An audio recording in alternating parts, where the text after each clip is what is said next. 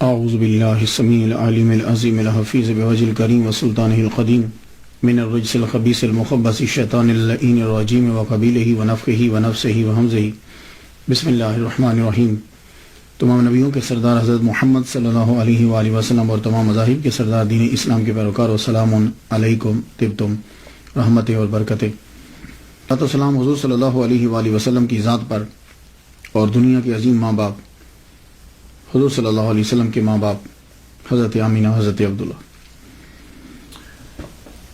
بڑے عرصے کے بعد آپ سے پھر سامنا ہو رہا ہے۔ اصل میں جس ہستی پہ گفتگو کرنا چاہتا تھا اپنے آپ کو اس قابل ہی نہیں سمجھ پا رہا تھا، اتنی عظیم ہستی، لیکن پھر سمجھا کہ چلو جو کچھ میرے پاس ہے میں ان کی بارگاہ میں لے کے حاضر ہو جاتا ہوں۔ آج 32ویں مرحلے میں گفتگو داخل ہوئی۔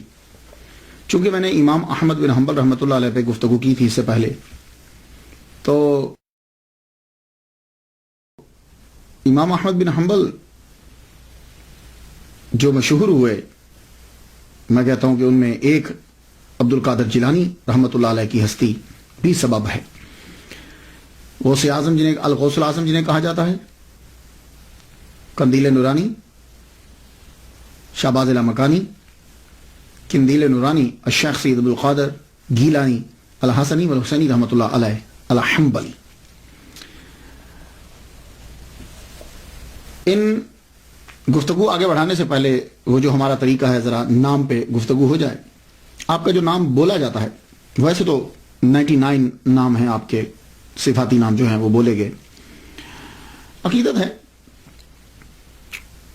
ویسے جو لکھا جاتا ہے سید محی الدین عبد القادر گیلانی حنبلی اشعری الحسنی والحسینی رحمۃ اللہ علیہ۔ یہ وہ چیزیں جو ضروری آپ کے اس میں گرامی کے اندر آتی ہیں۔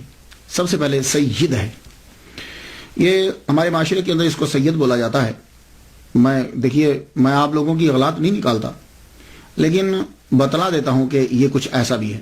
میں خود ہمارے جو معاشرے کے اندر جو لفظ بولا جاتا ہے ہم وہ اسے ہی اڈاپٹ کر لیتے ہیں۔ تو یا کے اوپر زبر بولی جاتی ہے، اکثر بول جاتے ہیں، لیکن جب میننگ خراب ہوتے ہوں تو ذرا توجہ دیا کریں، ویسے پروننسیشن جو بھی آپ بولتے جائیں۔ سید جو ہے، یہ لفظ السید، اس کی جمع اسیاد آتی ہے اور سیائد بھی آتی ہے۔ سید کا معنی ہوتا ہے سردار۔ قرآن مجید میں یہ حضرت یحییٰ علیہ السلام کے لیے یہ لفظ آیا، سیدم و حسورا، سیدم، اللہ تعالیٰ نے ان کے لیے سید کا لفظ استعمال کیا ہے۔ ایک مرتبہ حضور صلی اللہ علیہ وآلہ وسلم کو کسی شخص نے سید کہہ دیا، تو حضور صلی اللہ علیہ وسلم نے فرمایا اللہ سید، اللہ جو ہے وہ سید ہے۔ یہ ایک حدیث مبارکہ ہے۔ اس وقت ایک سچویشن ہوگی، اس کا مطلب یہ نہیں ہے کہ کسی اور کو کہنا حرام ہے۔ بعض اوقات حضور صلی اللہ علیہ وآلہ وسلم کوئی خاص آدمی کو خاص چیز سمجھانا چاہتے ہیں۔ جب حضور صلی اللہ علیہ وآلہ وسلم کو اللہ تعالیٰ نے نواسے عطا فرمائے، حضرت امام حسین، حضرت امام حسن، تو حضور صلی اللہ علیہ وسلم نے فرمایا حسن والحسین سیدہ شباب اہل الجنہ،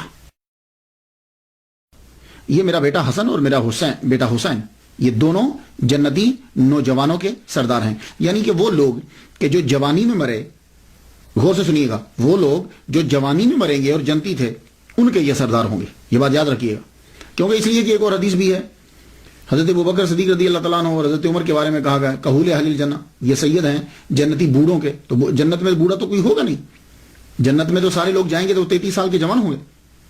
تو یعنی جو جنتی جوانی میں مرا ان کے سردار یہ ہوں گے، اور جو بوڑھا ان کے سردار وہ ہوں گے۔ اب کبھی حدیث سامنے آ جائے تو ذہن میں یہ رہنا چاہیے۔ تو سید جو ہے، یہ لفظ حضور صلی اللہ علیہ وآلہ وسلم نے جب یہ فرمایا کہ یہ سردار ہوں گے، تو اس دن کے بعد یہ لفظ سید جو ہے یہ حضرت بی بی فاطمہ الزہرا رضی اللہ تعالیٰ عنہا کے بچوں کے ساتھ استعمال ہونے لگا۔ شروع میں تو یہ لفظ استعمال نہیں کیا جاتا تھا، بعد میں آپ کی اولاد کے ساتھ یہ لفظ خاص ہو گیا۔ لیکن مختلف علاقوں کے اندر جو حضرت بی بی فاطمہ کی اولاد ہے ان کے لیے مختلف القاب ہیں۔ کہیں ان کو باوا کہا جاتا ہے، باوا جی، کہیں باپو کہا جاتا ہے، کہیں ان کو پکارا جاتا ہے آل نبی، اولاد علی، آل رسول، مرشد، اور عرب کے علاقوں میں سیدوں کو شریف کہا جاتا ہے. یہ جو اسیاد ہیں، سیاد ہیں، یہ انہیں شریف کہا جاتا ہے. تو عرب میں شریف امام حسن کی اولاد کو اور سید امام حسین کی اولاد کو یہ بھی کہتے ہیں مصر کی سائڈ میں. خیر بہرحال شریف جو ہے وہ ان کے لیے لفظ جو ہے وہ استعمال کیا جاتا ہے. ویسے ایک لفظ سید بھی ہے اور سید و نا بھی ہے. ویسے تو کوئی فرق نہیں ہے، لیکن نام کے ساتھ اگر سید لکھا ہو تو 99% اس سے مراد یہ ہوتا ہے کہ ان کی کاسٹ جو ہے وہ سید ہے، اور اگر سید و نا لکھا ہو تو پھر دونوں احتمال ہوتے ہیں. یہ بھی احتمال ہوتا ہے کہ وہ حضرت بی بی فاطمہ کی اولاد میں سے، اور یہ بھی احتمال ہوتا ہے کہ مریدین نے اپنے مرشد کو جو ہے وہ پکارا سیدنا کر کے، جیسے ہم تمام انبیاء کے ساتھ سیدنا. یا حضرت عمر رضی اللہ تعالیٰ عنہ جب حضرت بلال حبشی رضی اللہ تعالیٰ عنہ کو پکارتے تھے تو کہتے تھے سیدنا. تو سید اور سیدنا.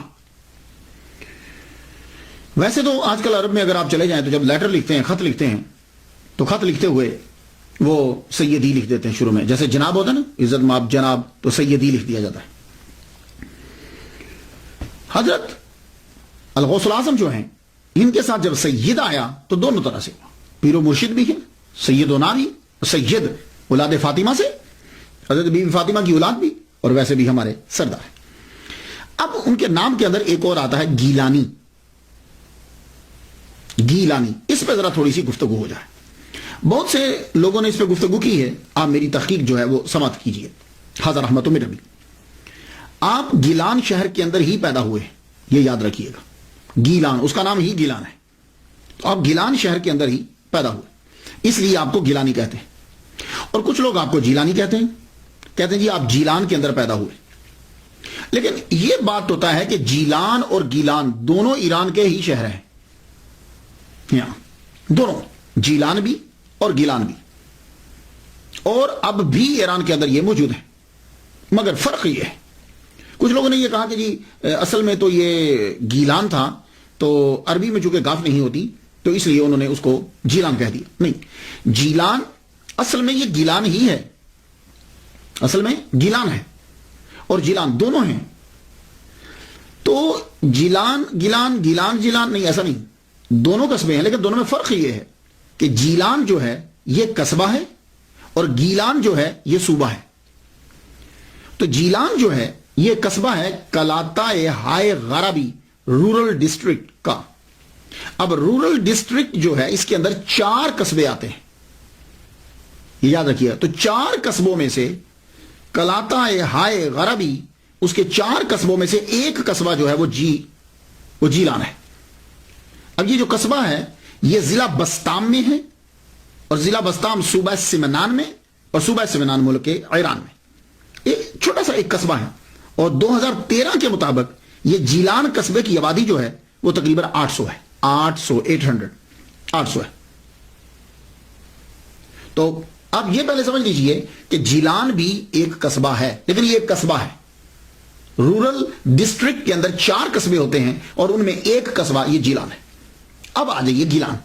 تو گیلان جو ہے یہ جدید ایران کے اندر یہ ایک صوبہ ہے، 31واں صوبہ ہے گیلان. اور یہاں کی بنی ہوئی اشیاء بہت مشہور ہیں. اور گیلان کا جو صوبہ ہے یہ ایران کی جنت کہلاتا ہے، یہ یاد رکھیے گا. جیسے ہمارے ہاں کشمیر ہے، کاغان ہے، چترال ہے، یا سوئٹزرلینڈ یورپ کے اندر ہے. تو ایران کے اندر جو گیلان ہے یہ ایران کی جنت کہلاتا ہے. کیوں؟ باغات ہیں، دریا ہیں، سبزہ ہی سبزہ ہے. اب اور یہاں کے جو اصلی لوگ ہیں وہ خود کو گیلکی کہلواتے ہیں. گیلان کے جو پرانے لوگ ہیں، جو اصلی باشندے ہیں، اور وہ اپنی لینگویج کو بھی، جو اصل میں پرشین کی، فارسی ہی کی ایک قسم ہے، ایک لائن ہے، وہ اپنی لینگویج کو گیلکی لینگویج کہتے ہیں، جبکہ ہے وہ پرشین. تو گیلان سے بغداد کا جو فاصلہ ہے، ڈیسٹینیشن جو ہے، بیچ کا فاصلہ جتنا ہے وہ تقریباً 629 کلومیٹر ہے. تو کئی وجوہات کی بنا پر میں نے جو بہت پڑھا، اتنا وقفہ جو اس تقریر کے اندر ہوا، کئی ایسے قرائن ہیں اور شواہد ہیں کہ جس سے یہ پتہ چلتا ہے کہ آپ گیلان ہی کے اندر رہتے تھے، جیلان میں نہیں، گیلان ہی کے اندر رہتے تھے۔ تو اب یہ گیلان جو ہے، اسی کو جب لکھا گیا عربی کے اندر، کیونکہ تب تو آپ کی پرانی جتنی کتابیں ہیں وہ ساری عربی میں ہیں، تو عربی میں گاف نہیں ہوتا، تو اس کو گاف کو جیم کر دیا گیا۔ لیکن فارسی میں اور اردو کے اندر وہاں گاف ہوتا ہے، گاف لکھا جاتا ہے، تو اس لیے ایسا ہو سکتا ہے، لیکن گیلان ہی ہے۔ اب وہ گیلان کس طرح ہے، میں چند چیزیں آپ کے سامنے پیش کرتا ہوں۔ پہلی بات تو یہ ہے کہ آپ کے والد گرامی نے بہتا ہوا ایک سیب جو ہے وہ کھایا، رائٹ، دریا سے اٹھایا، اور آپ وہیں رہنے لگ گئے، اور یہ جو باغات ہیں اور دریا ہیں یہ گیلان کے اندر ہیں۔ دوسری، اکثر کتابیں جب آپ پڑھتے ہیں جی، انہوں نے 400 مائل کا سفر طے کیا اور وہ بغداد پڑھنے کے لیے پہنچے، تو یہ 400 مائل جو بنتا ہے، یہ 400 مائل جو ہے یہ گیلان ہی سے بغداد بنتا ہے، اور 629 کلومیٹر اور 400 کے قریب مائل جو بن جاتا ہے۔ اور تیسری بات کہ آپ نے یہ پڑھا کہ حضرت عبداللہ سومعی رحمۃ اللہ علیہ جو الغوث الاعظم کے نانا ہیں، ان کے باغات تھے، تو یہ باغات گیلان کے اندر ہی ہے۔ چوتھی بات، کیسپین سی کا اکثر حوالہ آپ پڑھیں گے جب بھی الغوث الاعظم عبد القادر گیلانی رحمۃ اللہ علیہ کی سیرت پڑھی جاتی، کیسپین سی کا ذکر ضرور آتا ہے۔ یہ کیسپین سی بھی گیلان میں ہے۔ پھر اس کے بعد جب بھی آپ پڑھیں گے تو جودی پہاڑ کا ذکر پڑھتے ہیں، کوہ جودی، جہاں حضرت نوح علیہ السلام کی کشتی لگی تھی، تو وہ جودی پہاڑ بھی جو ہے وہ کیسپین سی گیلان کے پاس ہی ہے۔ اور پھر آپ نے ان کی سیرت میں یہ پڑھا کہ ایک بڑا سرسبز و شاداب علاقہ جو ہے وہ آپ نے لیا، وہ بھی گیلان ہی میں آپ نے لیا، اور یہی جو ہے وہ آپ کے آباء و اجداد کی جو ہے وہ قبر بھی۔ اور خواجہ معین الدین اجمیری چشتی رحمۃ اللہ علیہ نے اپنے خود سے اپنے پیسے دے کر وہاں ایک کمرہ بنوایا، اور 57 دن اس حجرے میں آپ ان کے ساتھ رہے۔ اور ایک اور دلیل سنیے، آپ جب حضرت عبد القادر گیلانی رحمۃ اللہ علیہ کا نام پڑھیں گے تو آپ کو پرانی جو بڑی تحقیق یہ کتابیں، چھوٹی کتابوں کا بات نہیں کا، بڑی عملی ملے گا۔ عبد القادر گیلانی عملی، یہ عملی کیا ہے؟ یہ بھی اصل میں ایک قصبہ ہے، شہر ہے، اور آپ جانتے ہیں کہ یہ کہاں ہے؟ یہ ہراز دریا کے کنارے پر واقع ہے، اور یہ بھی گیلان کے پاس ہے، اور اس دریا ہی کے گرد درخت بھی ہیں اور باغات بھی۔ تو یہ تھی جو تحقیق، اتنے دن لگے۔ تو اصل میں آپ رہتے ہیں، آپ کا گھر اور نانا یہ سب ہراز دریا کے کنارے پر ہی، اور یہ گیلان میں ہے، کیسپین سی وہیں ہے، کوہ جودی وہیں ہے، تو یہ اصل میں آپ گیلانی ہیں، اور وہیں سے 400 مائل کا سفر بنتا ہے۔ اب آ جائیے حنبل۔ حضرت عبد القادر گیلانی رحمۃ اللہ علیہ کے ساتھ حنبلی آتا ہے۔ یہ حنبلی کیا ہے؟ امام احمد بن حنبل، ان کے دادا کا نام تھا حنبل۔ حنبل کا معنی کیا ہوتا ہے؟ حنبل کا معنی ہوتا ہے لوبیا کھانا۔ لوبیا سمجھتے ہیں؟ وہ کڈنی بینز جو ہوتے ہیں، وہ گردے کی شکل کے جو ہیں، انہیں لوبیا کہتے ہیں، کڈنی بینز۔ تو حنبل کا معنی ہوتا ہے لوبیا کھانا، اور حنبل کا معنی ہوتا ہے موزہ اور پرانی آستین پہننا۔ یہ اس کے میننگ بتا رہا ہوں میں آپ کو۔ لیکن چونکہ امام احمد بن حنبل مشہور ہوئے، تو ان کے جتنے پیروکار تھے ان کی فقہ میں یا ان کے تصورات پر جو عمل کرتے تھے وہ حنبلی کہلوائے۔ تو الغوث الاعظم عبد القادر گیلانی رحمۃ اللہ علیہ حنبلی اس لیے کہلوائے کہ آپ امام احمد بن حنبل رحمۃ اللہ علیہ کے پیروکار تھے فقہ کے اندر۔ یہ بات آپ یاد رکھیے۔ اور امام احمد بن حنبل کے آپ پیروکار کیوں ہوئے، یہ ایک بڑا کوشچن ہے۔ عبد القادر گیلانی رحمۃ اللہ رفع اجدان کرتے تھے، یہ بات یاد رکھیے گا، آپ حنفی نہیں ہیں۔ تو آپ حنبلی کیوں رہے؟ اس کی ایک وجہ تو یہ ہے کہ آپ المدرسۃ النظامیہ میں پڑھتے رہے۔ المدرسۃ النظامیہ کے اندر حنابلہ اور شوافع اور اشعری، ان کا فلسفہ پڑھایا جاتا تھا، دونوں کی فقہ پڑھائی جاتی تھی، ایک بات۔ دوسری بات یہ ہے کہ آپ کے جو پیر و مرشد اور آپ کے جو استاد ہیں ابو سعید مبارک مخرمی، جس کو مخزومی پڑھتے ہیں، وہ مخزومی لفظ نہیں ہے، مخرمی رحمت اللہ علیہ جو ہے وہ بھی حنبلی ہیں. تو آپ کے پیر و مرشد بھی حنبلی ہیں، استاد بھی حنبلی ہیں، اور مدرسۃ النظامیہ میں جتنے زیادہ تر استاد جو ہے وہ حنابلہ تھے. اب آپ سمجھ گئے ہوں گے. اور ایک وجہ اور سن لیجیے، ابو العباس احمد بن محمد بن ابی الغنائم محمد اظہری حسینی رحمۃ اللہ علیہ اپنے والد شیخ محمود گیلانی سے، انہوں نے شیخ علی بن حیتی سے سنا کہ ایک روز میں شیخ عبد القادر گیلانی رحمۃ اللہ علیہ کے ساتھ حضرت امام احمد بن محمد بن حنبل رحمۃ اللہ علیہ کی قبر پر گیا. تو میں کیا دیکھتا ہوں کہ جو ہی عبد القادر گیلانی رحمۃ اللہ علیہ امام احمد بن حنبل رحمۃ اللہ علیہ کی قبر انور پر پہنچے تو آپ اپنی قبر سے باہر نکل آئے. اللہ اکبر جل شان. آپ اپنی قبر مبارک سے باہر نکل آئے اور شیخ عبد القادر گیلانی رحمۃ اللہ علیہ کو اپنے سینے سے لگایا اور خلعت عطا فرمائی. اب آپ سمجھ گئے. اس وجہ سے آپ جو ہیں وہ حنبلی آپ کے نام کے ساتھ لگتا ہے. اور الحسنی والحسینی، حسنی اور حسینی بھی کہتے ہیں. اس کی وجہ آپ کی والدہ ام الخیر فاطمہ بنت عبداللہ سمعی امام حسین رضی اللہ تعالیٰ عنہ کی اولاد سے آپ کی والدہ جو ہے، اور اس لیے آپ کو حسینی کہا جاتا ہے. اور آپ کے والد گرامی سید صالح امام حسن کی اولاد سے تھے، اس لیے آپ کو حسنی کہا جاتا ہے. اور آپ نجیب الطرفین سید ہیں. اللہ اکبر. اللہم صلی علی سیدنا محمد و ابوی محمد و آل محمد و اصحاب محمد وبارک وسلم. کتنی بات ہے کہ نجیب الطرفین، سید تو ویسے ہی وراء الورا ہے، لیکن نجیب الطرفین اور الغوث العظم آپ کے نام کے ساتھ. یہ الغوث العظم تو اتنا مشہور ہو گیا ہے کہ اگر آپ صرف بول دو الغوث العظم تو فوراً سمجھ میں آتا ہے کہ عبد القادر گیلانی رحمۃ اللہ علیہ کا ذکر ہو رہا ہے. یہ الغوث العظم جو ہے ایک ٹائٹل آپ کا بن گیا. لیکن میں یہاں عرض کرتا جاؤں، ہو سکتا ہے کہ میرے کچھ دوست، میرے سننے والے جو ہیں وہ یہ کہیں، میرے کچھ دوست اب آپ جب الغوث العظم کو سنیں کہیں یا کسی بندے کے پاس بیٹھیں تو وہ پریشان ہو جائیں اور کہیں کہ یار نہیں یہ تو شرک ہے. تو میں عرض یہ کرنا چاہوں گا، اگر آپ قرآن مجید کی اسٹڈی کریں، قرآن مجید کو پڑھیں، تو بہت سے الفاظ ایسے ہیں کہ اللہ تعالیٰ نے وہ اپنے لیے بھی استعمال کیے ہیں اور اپنے بندوں کے لیے بھی وہ استعمال کیے.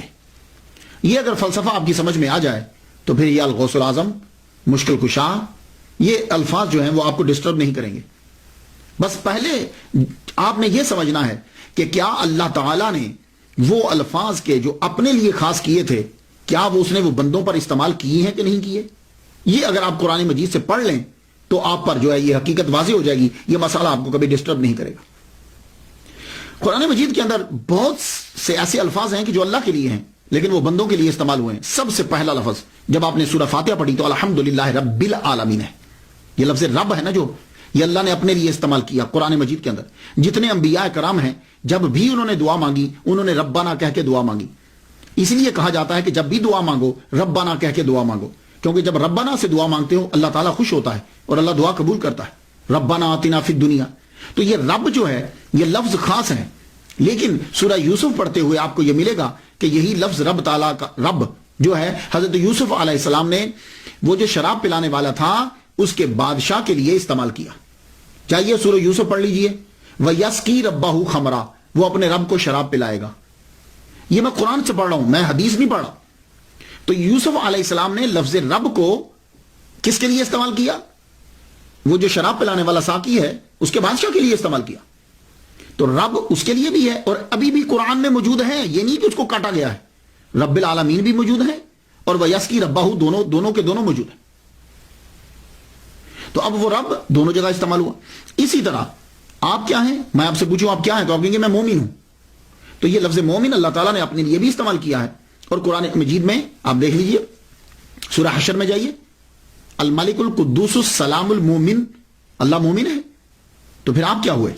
اسی طرح اللہ تعالیٰ نے لفظ حفیظ استعمال کیا اپنے لیے. تو وہی حفیظ یوسف علیہ السلام اپنے لیے استعمال کر رہے ہیں اور قرآن میں ایز اٹ از موجود ہے. انی حفیظ علیم، حفیظ بھی اور علیم بھی دونوں الفاظ اللہ کے لیے قرآن میں استعمال ہوئے اور دونوں یہاں استعمال ہو رہے ہیں. اور اسی طرح رحیم کا لفظ اللہ تعالیٰ نے پورے قرآن مجید میں کسی بندے کے لیے استعمال نہیں کیا سوائے محمد مصطفیٰ صلی اللہ علیہ وسلم نے. اپنے لیے استعمال کیا اور ایک مرتبہ پورے قرآن میں کہا بالمؤمنین رؤوف رحیم. رؤوف اللہ کے ساتھ آتا ہے، لیکن اس نے بندے کے لیے بھی استعمال کیا، حضور پاک کے لیے، اور رحیم بھی استعمال کیا۔ اسی طرح ولی کا لفظ جو ہے وہ اس نے اپنے لیے بھی استعمال کیا اور دوسروں کے لیے بھی استعمال کیا۔ تو یہ دیکھیے، ویسے اگلے کو مارنا ہو تو جو مرضی یک طرفہ ڈال دیا جائے، لیکن حقیقت یہ ہے کہ بہت سے الفاظ ایسے ہیں کہ اللہ نے اپنے لیے بھی استعمال کیے اور بندوں کے لیے بھی استعمال کیے۔ اب یہاں آپ فرق کیسے کریں گے؟ کہ آپ مشرک قرار دے دیں گے اس بندے کو؟ نہیں، تو پھر آپ فرق کریں گے کہ اللہ کے لیے وہ لفظ جو استعمال ہوتا ہے وہ حقیقی معنی میں استعمال ہوتا ہے، اور بندے کے لیے جو وہ لفظ استعمال ہوتا ہے وہ ایک خاص وقت، خاص شے اور مجازی طور پر استعمال ہوتا ہے، یعنی قیود کے ساتھ استعمال ہوتا ہے۔ تو اللہ کے لیے وہ لفظ قیود کے ساتھ استعمال نہیں ہوتا۔ اب فرق واضح ہو گیا حقیقت اور مجاز کا۔ تو یہی سلسلہ جو ہے الغوث الاعظم ہے، یہ ٹائم ہے، قیود ہے اور مجازی طور پر ہے، یہ بات یاد رکھیے گا۔ یہ اگر فرق نہیں کریں گے تو پوری دنیا مشرک بن جائے گی، یہ بات یاد رکھیے گا۔ اب اگر الغوث الاعظم کہنے سے آدمی مشرک ہوتا ہے تو پھر حضرت ابو بکر صدیق کے ساتھ صدیق اکبر لگتا ہے، پھر آدمی صدیق اکبر کہنے سے بھی مشرک ہوگا۔ کیوں؟ اس لیے کہ قرآن مجید کے اندر اللہ تعالیٰ نے یہ کہا ہے وَمَنْ أَصْدَقُ مِنَ اللَّهِ، اللہ سے بڑھ کر کون سچا ہے؟ ٹھیک ہے، تو آپ کہہ رہے ہیں کہ ابو بکر صدیق اکبر، وہ صدیق اکبر ہیں، تو اللہ تو سب سے سچا ہے، اللہ تعالیٰ سے تو سچا کوئی نہیں، تو پھر صدیق اکبر انہیں کیوں کہا گیا؟ پھر اسی طریقے سے فرق کرنے والا تو اللہ تعالیٰ ہے حق و باطل کے درمیان، تو حضرت عمر فاروق رضی اللہ تعالیٰ عنہ کو فاروق کیوں کہتے؟ یہ بھی شرک ہوگا۔ اسی طرح اللہ قرآن میں کہتا ہے کہ ان اللہ غنی وانتم الفقراء، اللہ غنی ہے اور تم فقیر ہو، تو آپ پھر لوگ سب عثمان غنی عثمان غنی کیوں کہتے ہیں؟ اسی طرح قرآن مجید کے اندر آتا ہے وَهُوَ الْعَلِيُّ الْعَظِيمُ، وہ علی ہے، اللہ علی ہے، تو آپ حضرت علی کو علی کیوں کہتے ہیں؟ تو یہ دیکھیے، وہ جو بزرگان دین تھے نا، ان کے سامنے سب چیزیں ہوتی تھی، وہ پھر ایک نتیجہ نکالتے تھے جہاں سے کہیں سے اعتراض نہیں آتا۔ ہم کیا کرتے ہیں؟ ہم اگلے آدمی کو مارنے کے لیے ایک چیز لے لیتے ہیں، باقی ساری چیزوں کو بند کر دیتے ہیں۔ تو الغوث الاعظم جو کہا جاتا ہے یہ مجازی طور پر ہے، اور یہ قیود ہوتی ہیں۔ ہاں اللہ تعالیٰ فریاد رس ہے، اللہ فریاد، لیکن اس جیسا اس میں وہاں قید کوئی نہیں، اور وہ ذاتی طور پر ہے یہ بات۔ باقی ہر چیز، ہر لفظ جو ہے وہ جو استعمال ہوا وہ مجازی طور پر استعمال ہوتا ہے۔ تو اب پھر دیکھتے ہیں ہم کہ اللہ کا یہ ولی دنیا میں جب آیا، ظہور کیا، تو کیا تاریخ تھی؟ تاریخ کا کوئی خاص فائدہ تو کوئی نہیں ہوتا، یہ بات یاد رکھیے۔ اکثر تواریخ کے اندر لڑائی جھگڑا ہی ہوتا ہے، لیکن اس سے ذرا یہ آئیڈیا ہو جاتا ہے کہ یہ جب تشریف لائے تو اس وقت جو ہے ماحول کیا تھا، یہ ذرا آئیڈیا ہو جاتا ہے، اور آپ نے کتنے کٹھن مراحل کے اندر جو ہے وہ اس کی تبلیغ کی ہے، اور کتنا عرصہ گزر گیا اس چیز کو۔ یہ کچھ ہوتا ہے، ویسے تو قرآن مجید اسی لیے سنوں پہ گفتگو نہیں کرتا، یہ بات یاد رکھیے گا۔ تو عبد القادر گیلانی رحمۃ اللہ علیہ کے بھی تواریخ تین بیان کی جاتی، 470، 471، 491، لیکن 491 والے نے تو ویسے ہی بہت ہی زور لگا دیا۔ اب یہ ضروری نہیں ہوتا کہ ایک آدمی ڈاکٹر ہے، ریسرچر ہے، ہو سکتا ہے اس کی کوئی پرابلم ہو۔ 470 اور 471 اس کے اوپر اکثریت جمع ہے، اور دلائل بھی اسی کے اوپر ہی ہیں کہ آپ 470 ہی میں آپ کی ولادت مبارک ہوئی۔ میں نے جو صاحب دلیل دے رہے تھے کہ جی 491 میں ہوئے ہیں، 470 اور 71 میں عبد القادر گیلانی رحمۃ اللہ علیہ پیدا نہیں ہوئے، تو دلیل انہوں نے یہ دی کہ شیخ سعدی رحمۃ اللہ علیہ جو ہیں وہ گلستان سعدی کے صفحہ 45 پہ لکھتے ہیں کہ عبد القادر گیلانی را دیدم، میں نے عبد القادر گیلانی رحمۃ اللہ علیہ کو دیکھا در حرم کعبہ میں نے دیکھا کہ کنکریوں کے اوپر اپنے چہرے کو رکھے ہوئے اللہ کی بارگاہ میں رو رہے تھے۔ تو بھائی سنو یار، شیخ سعدی رحمۃ اللہ علیہ ہو سکتا ہے کہ جس طرح 470 اور 471 جو ہے اس کے اندر تبدیلی ہو سکتی ہے، تو کیا دیدم اور دیدند میں نہیں ہو سکتی؟ دیدند اور دیدند میں نہیں ہو سکتی ہے۔ اور دوسری بات ہے پاسبلٹی ہی نہیں ہے۔ وجہ یہ ہے الغوث الاعظم کی تاریخ بدائے 470 ہی ہے۔ وجہ یہ ہے کہ آپ کی ولادت سے 5 سال قبل، غور سے سنیے گا، آپ کی ولادت سے 5 سال قبل داتا گنج بخش علی حجویری رحمۃ اللہ علیہ دنیا سے رخصت ہو گئے۔ یہ باتیں سننے والی ہوتی ہیں، اس پہ بہت۔ عبد القادر گیلانی رحمۃ اللہ علیہ 470 ہی میں پیدا ہوئے۔ وہ کیسے؟ کہ آپ کی ولادت سے 5 سال قبل جو ہیں وہ داتا گنج بخش علی حجویری رحمۃ اللہ علیہ دنیا سے رخصت ہو گئے۔ اور یہ تبھی ہو سکتا ہے، اور اب عبد القادر داتا گنج بخش علی حجویری رحمۃ اللہ علیہ جو ہے ان کا وصال 465 ہجری میں ہوا ہے. تو یہ 5 سال تبھی بن سکتے ہیں جب عبد القادر گیلانی رحمۃ اللہ علیہ 470 میں پیدا ہو. سن لیا آپ نے؟ یہ ہزار احمد میرا بھی میں نے اس پہ بہت ریسرچ کی، کیونکہ ایک بہت بڑے ڈاکٹر صاحب تو انہوں نے اتنی موٹی کتاب لکھ دی کہ نہیں 491 میں ہوئے، 470 ہی ہے. اور 5 سال کے بعد آپ جو ہیں وہ پیدا ہوئے ان کی رخصت سے، اور وہ 465 میں ہے، تو یہ 470 تک بنے گا. خاندان جو ہے عبد القادر گیلانی رحمۃ اللہ علیہ کا خاندان عظیم خاندان، سادات کا خاندان. اللہ اکبر، اس خاندان کو سلام. نجیب الطرفین سید اور کردار کی کمال تک پہنچے ہوئے، ماں باپ بھائی نانا، اللہ اکبر جل شانہ. الغوث العظم کا نانا سید عبداللہ سومئی رحمۃ اللہ علیہ حسینی سید، اور آپ کے والد گرامی سید ابو صالح موسیٰ رحمۃ اللہ علیہ یہ حسنی سید ہے. ان کی شادی کا واقعہ بھی بڑا عجیب ہے. حضرت سید ابو صالح موسیٰ رحمۃ اللہ علیہ آپ گیلان میں رہتے تھے، اور گیلان میں سبزہ ہی سبزہ ہے، باغات ہیں، دریا، پہاڑ، بہت خوبصورت منظر ہے، کبھی آپ جائیے. تو اب ایسے علاقے کے اندر ایک ینگ آدمی کو کیسے بچنا ہے؟ تو اس کے لیے بہترین طریقہ یہ ہے کہ وہ روزے رکھے. اس لیے جوان آدمی کے لیے روزے رکھنے کا کہا گیا.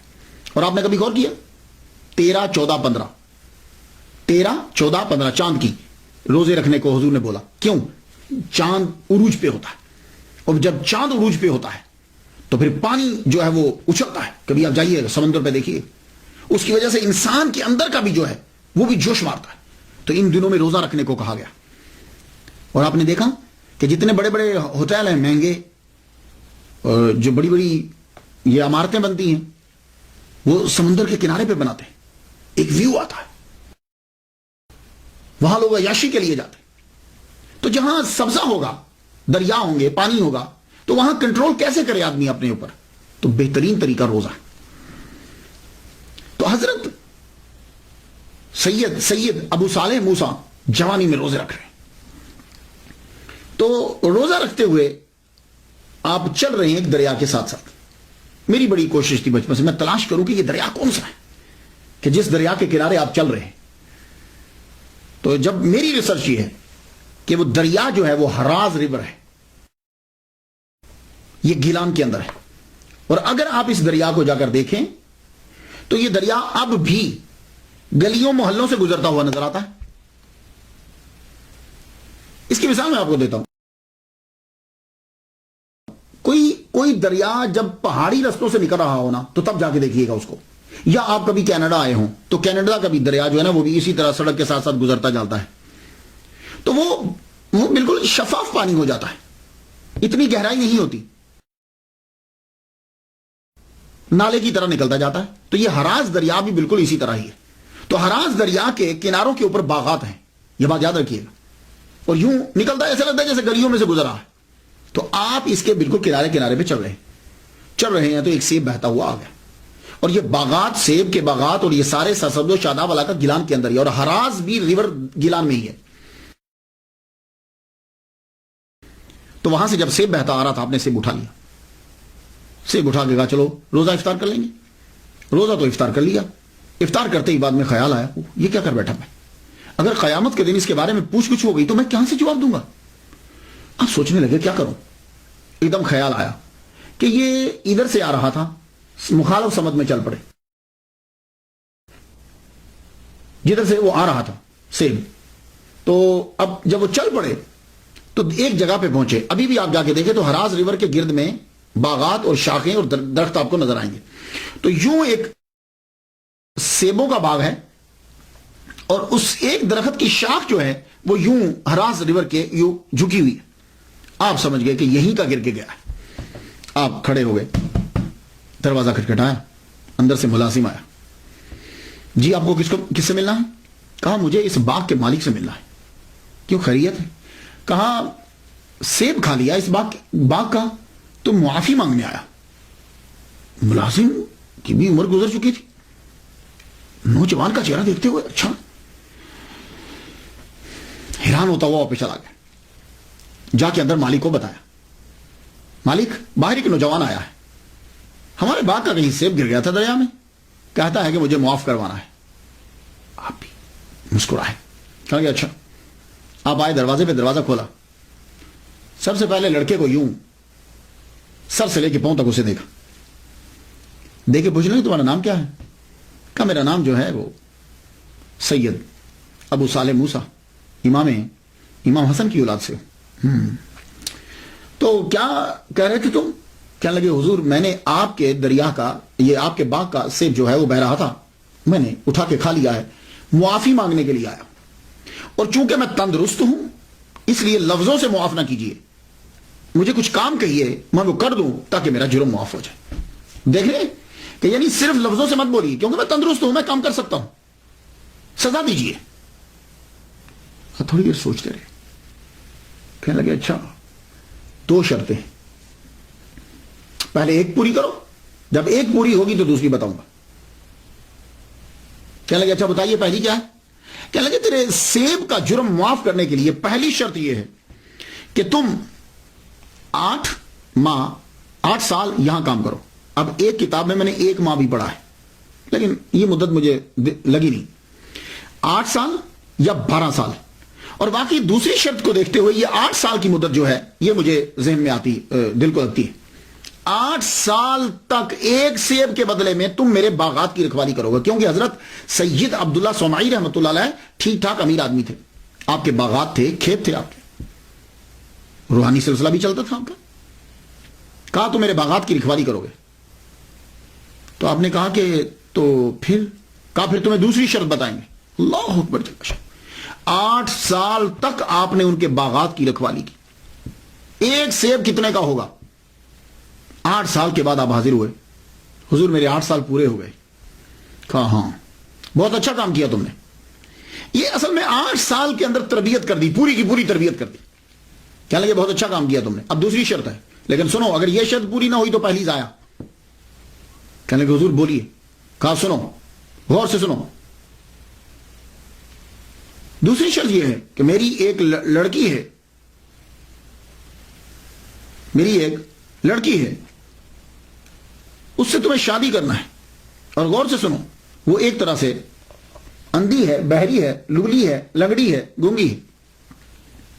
یہ لفظ ایک طرح سے سنے، لیکن جب آدمی بولتا ہے تو آدمی کا دھیان بڑی چیز پر ہوتا ہے، وہ بیچ کے لفظوں میں سے نکل جاتا ہے۔ آپ نے بڑی تیزی سے فرما دیا ایک طرح سے گونگی ہے، اندھی ہے، لولی ہے، لنگڑی، تمہیں شادی کرنا ہے اسے۔ کہا جی پھر میرا یہ جرم معاف ہو جائے گا؟ آپ نے فرمایا ہاں پھر ہم معاف کر دیں گے۔ اللہ اکبر جل شانہ، ایک سیب ہے کہ 8 سال پہلے گزار چکے ہیں۔ اور ہمارے ہاں یہاں کیا ہوتا ہے، اگر آپ لوگ پاکستان سے ہیں، میں باقی ممالک کے بارے میں تو نہیں جانتا، پاکستان میں کبھی جاتا ہوں تو یہ جب گنا پک جاتا ہے نا، جس سے چینی بنتی ہے، رو نکلتی ہے، یہ گنے کی ٹرالی جو ہے نا وہ شوگر ملز کی طرف جاتی ہے، وہ جب جا رہی ہوتی ہے تو سڑک کے اوپر لڑکے جو ہیں اس کے اوپر چڑھ جاتے ہیں، ایک لڑکا اس کے اوپر چڑھ جاتا ہے، وہ وہاں سے گنے کھینچ کے اتارتا جاتا ہے، اور پیچھے لڑکے جو ہیں وہ پوری ایک جماعت ہوتی ہے، وہ اس گنوں کو پکڑ کے جا کے اسے۔ اسی طریقے سے اگر آپ گاؤں میں چلے جائیں، گاؤں میں لوگ رات کو جاتے ہیں، اگر وہاں سبزی کی فصل ہے، کھیت ہیں، سبزیاں اگائی کسی نے، یہ کوئی چیز اگائی ہے، تو وہاں بیٹھیں گے رفع حاجت کے لیے، لیکن وہاں سے جو ہے نا وہ اگر وہاں شلجم ہے، کوئی اور چیز ہے، اسے اکھیڑتے جائیں گے اور چوری کر کے لے کے گھر جا کے پکا دیں گے۔ اور بعض جگہوں میں تو ایسا ہوتا ہے کہ جب آدمی سو جاتے ہیں رات کے 2 بجے یا 3 بجے، کہ جس وقت اٹھ کر آدمی تہجد کے لیے اٹھتا ہے، عبادت کرتا ہے، تو لوگ کیا کرتے ہیں کہ وہاں کھیت سے چارہ کاٹ لیتے، چارہ کاٹ کے آگے اپنے جانوروں کو ڈال دیتے، اور اس کے بعد پھر فجر کی نماز باجماعت ادا کی جاتی۔ تو یعنی یہاں یہ ہے کہ چارہ اور سبزی، ویجیٹیبلز اور گنے یہ لے لیے جاتے، لیکن الغوث العظم عبد القادر گیلانی رحمۃ اللہ کے والد گرامی نے ایک سیب لیا اور 8 سال تک پہلے تو ملازمت کی، اور اب تیار ہو گئے ایسی لڑکی کے ساتھ پوری زندگی گزارنے میں کہ جن کے والد کہہ رہے ہیں کہ وہ ایک طرح سے اندھی ہے، لولی ہے، لنگڑی ہے۔ ہم نے فرمایا ٹھیک ہے، اگر جرم معاف ہوتا ہے تو میں ریڈی ہوں۔ نکاح ہو گیا، نکاح پڑھا دیا گیا۔ اب جب نکاح ہو جاتا ہے تو شاید ظاہر ہے کہ آپ کمرے میں گئے، جو ہی کمرے میں گئے، اب نکاح تو ہو گیا، کمرے میں جب گئے تو انٹر ہوئے آپ، تو سامنے آپ کی زوجہ محترمہ جو ہے وہ کھڑی، آپ نے پہلی نظر جب ڈالی تو پہلی نظر اتنی خوبصورت، اللہ اکبر جل شانہ، اب دوسری منع ہوتی، اب نے ایک دم سے منہ پھیرا اور پھیرنے لگے تو پیچھے سے آواز آئی، آپ میرے خامد ہیں، رکیے، آپ کا یہ نام ہے۔ آپ نے فرمایا اس کا مطلب ہے کہ یہ دیکھ بھی سکتی ہے اور آواز بھی آ رہی، بول بھی سکتی ہے۔ ایک دم سے جب یہ تیزی سے دوڑے، دروازے سے نکلے تو آگے ہی حضرت عبداللہ سمائی رحمۃ اللہ علیہ کھڑے تھے۔ لگتا ہے کہ ان کو معلوم تھا کہ یہ ضرور ہوگا، آپ ان سے ٹکراتے بچ گئے۔ میں بیٹے کیا ہوا؟ کہ حضور آپ نے تو فرمایا تھا کہ وہ ٹانگیں نہیں ہیں تو کھڑی تھی وہ تو، اور بازو بھی، میری نظر پڑی بازو بھی ہیں، اور آپ نے کہا تھا کہ وہ اندھی ہیں، تو مجھے دیکھا ہے انہوں نے، اگر دیکھتی نہیں تو آواز کیسے آتی، اور گونگی بھی نہیں ہے، مجھے آواز دی انہوں نے۔ آپ نے فرمایا بیٹے جب میں بات کر رہا تھا تو میں نے جھوٹ نہیں بولا تھا، میں نے کہا تھا ایک طرح سے، تم نے ایک طرح پہ دھیان نہیں دیا۔ اور سن، میں نے اسے کیوں کہا تھا کہ گونگی ہے؟ آج تک میری بیٹی نے کسی غیر محرم سے بات نہیں کی، آج تک میری بیٹی نے کسی غیر محرم کی بات کو سنا بھی نہیں ہے، آج تک میری بیٹی نے کسی غیر محرم کو دیکھا بھی نہیں ہے، آج تک میری بیٹی نے کسی غیر محرم کو چھوا بھی نہیں ہے، اور آج تک میری بیٹی کسی غیر محرم کے گھر میں پاؤں سے چل کے بھی نہیں گئی۔ اللہ اکبر جل شانہ۔ آپ نے فرمایا یہ تیری ہی بیوی ہے، میں نے تیرا ہی نکاح اس کے ساتھ پڑھا ہے۔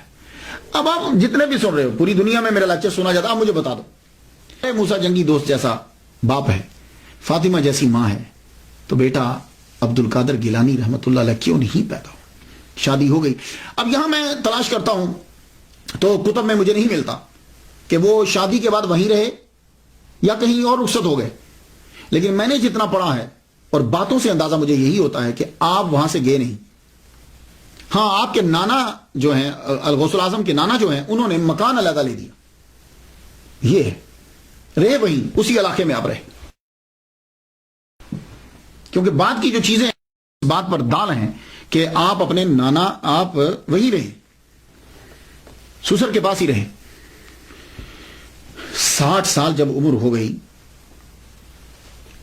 تو اللہ تعالیٰ نے احسان کیا، الغوث الاعظم کی ولادت ہوئی، اور یہ بھی بہت بڑی کرامت ہے۔ 60 سال کی عمر کے اندر بچے کی ولادت ایک ناممکن سی بات ہوتی ہے، یعنی مشکلات میں آ جاتا ہے، اور آپ کی یہ کرامت ہے کہ جب آپ کی 60 سال عمر ہوئی تو اللہ تعالیٰ نے آپ کو بیٹا عطا کیا، اور وہ بیٹا کون ہے؟ وہ بیٹا دنیا میں مشہور ہوا، الغوث الاعظم شیخ سید عبد القادر گیلانی رحمۃ اللہ علیہ۔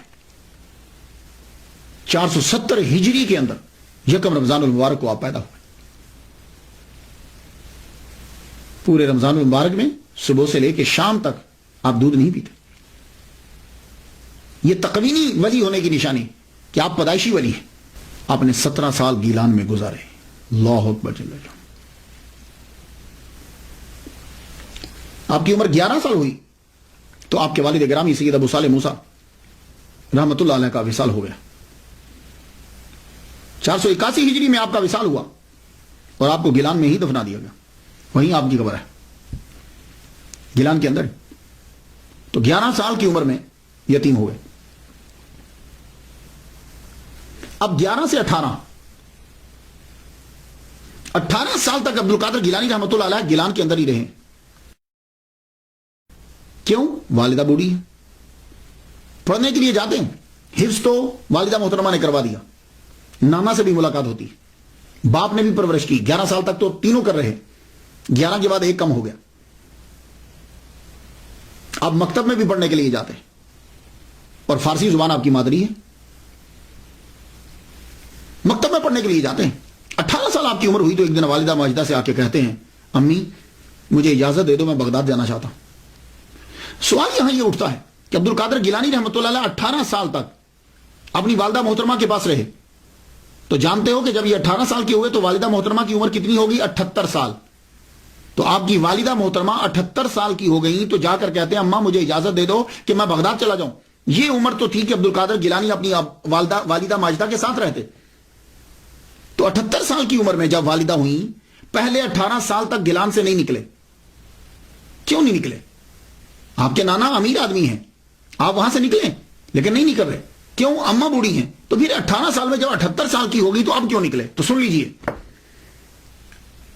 آپ ذی الحج کی 10 تاریخ آپ کے نانا کے کھیت ہیں، آپ گائے کو پکڑنے کے لیے دوڑے تاکہ میں کھیت میں جوتوں، کیونکہ آپ کام وہاں کرتے تھے، نانا کا ہاتھ بٹاتے تھے۔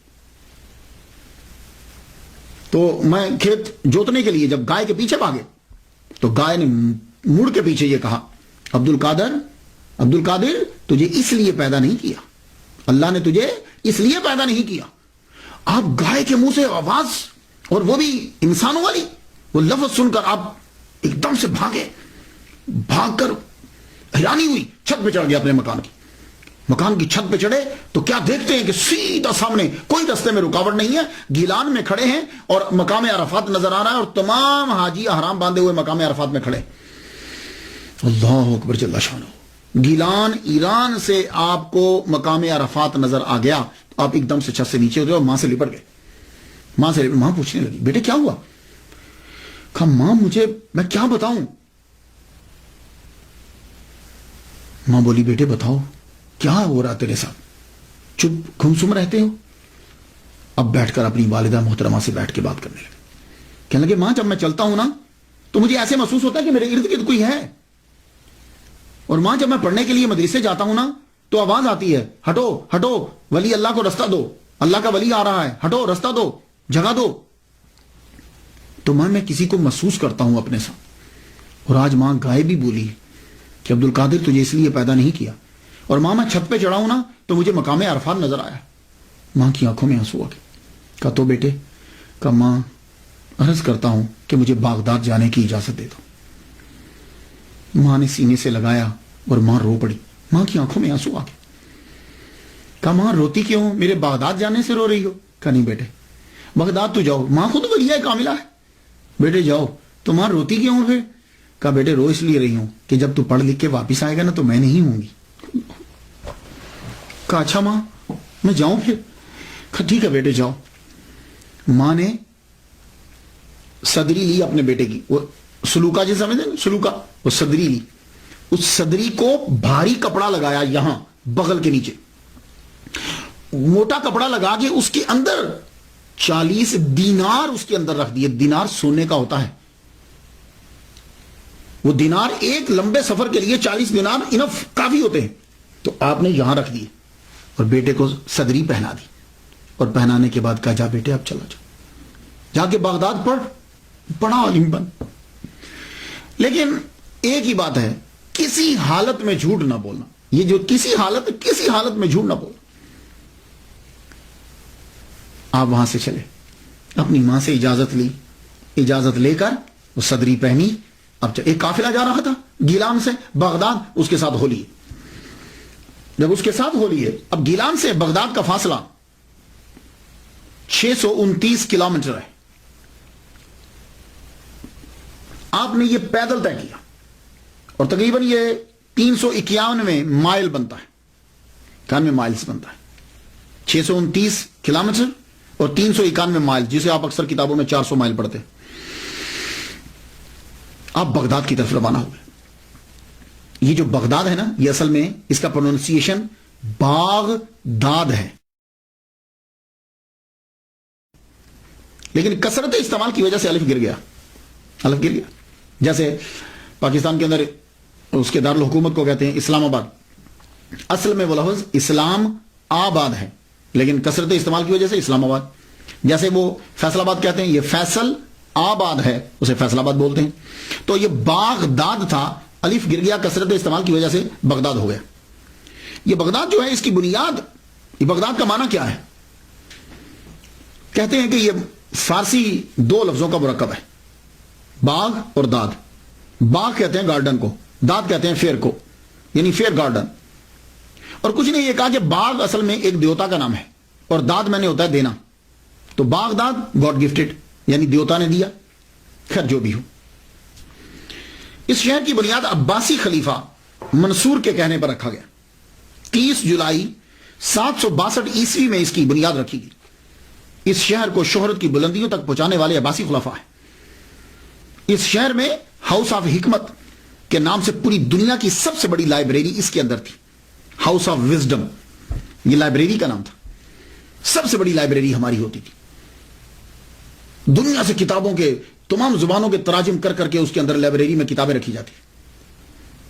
اور آج بھی عرب دنیا کا یہ دوسرا بڑا شہر ہے، پہلا قاہرہ ہے اور دوسرا یہ ہے عرب دنیا کا، اور اس کی آبادی 72 لاکھ 16,000 اس کی آبادی ہے. اب آپ بغداد کی طرف روانہ ہوئے تو اگر آج کے نقشے میں آپ دیکھیں نا تو گیلان سے بغداد جو ہے وہ راؤٹ تھوڑا سا چینج ہو, جسے روٹ بولتے ہیں, راؤٹ جو ہے وہ تھوڑا سا چینج ہے. پہلے اب تو بالکل سیدھی لائن یوں کھچتی ہے, تو پہلے کیا تھا کہ جب یہ گیلان سے یوں چلتے تھے تو ایسے ہو کر پھر ایسے ہو کر آتے تھے. تو جب آپ گیلان سے یوں سیدھا چلے تو اس طرح سے, اب پتہ نہیں کیا راؤٹ تھا, میں اتنا پرانا مجھے معلوم نہیں ہے.